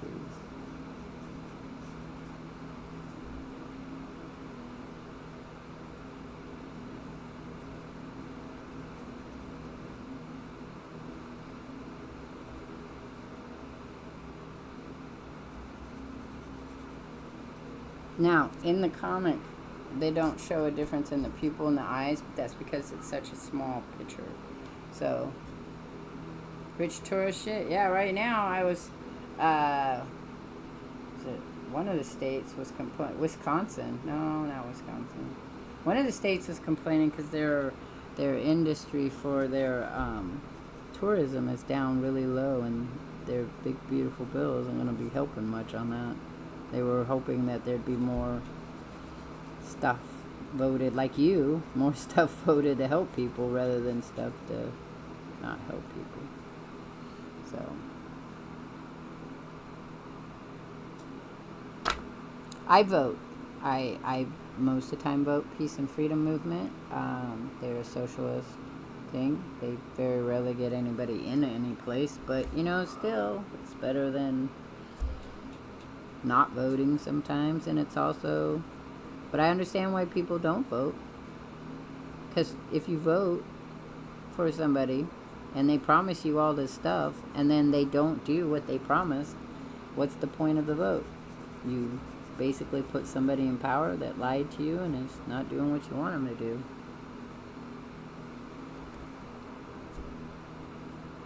So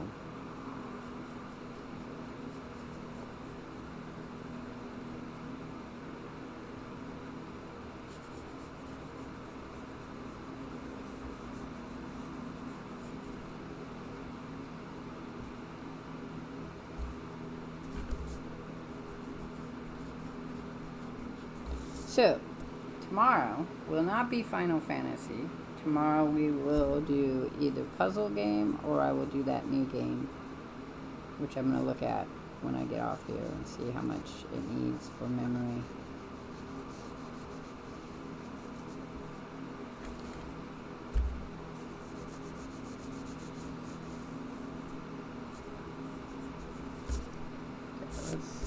I'm probably not finishing the picture tonight. I'm just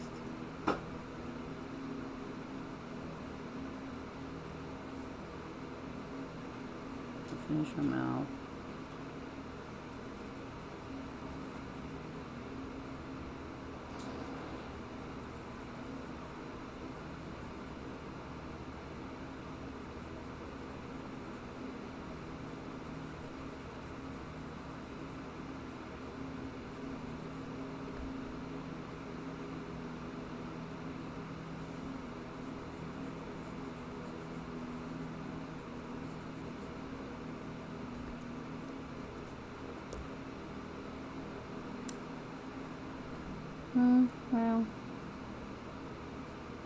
has kind of a small mouth, so it's fine.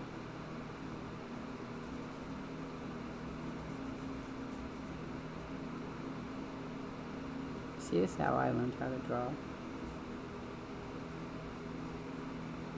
Because then I could go and practice my own mouths and my own noses and my own everything. Alright. I think that mouth needs to be bigger though. But I'm... thoughts on ranked choice voting? I don't know much about ranked choice voting. I'd have to look that up. Hang on. Before I make an informative decision. Let me see what that means.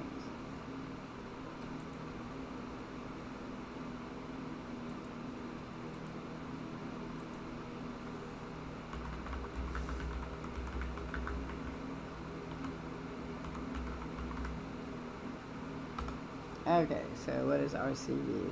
Ranked choice voting is the election method where voters rank candidates for an office in order of their preference. Yeah, I'd be okay with that. Be interesting. I would, personally, if they wanted to do something like that, they could do a trial run of it, see how it turned out. Do it on the low end, if you didn't want to do it on the higher end.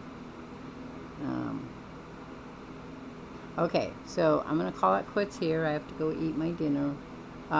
Make sure my grandson watered. Take care of that stuff.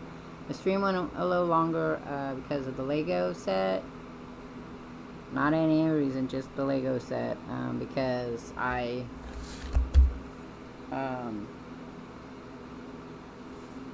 usually I half the Legos in half whenever I go for that.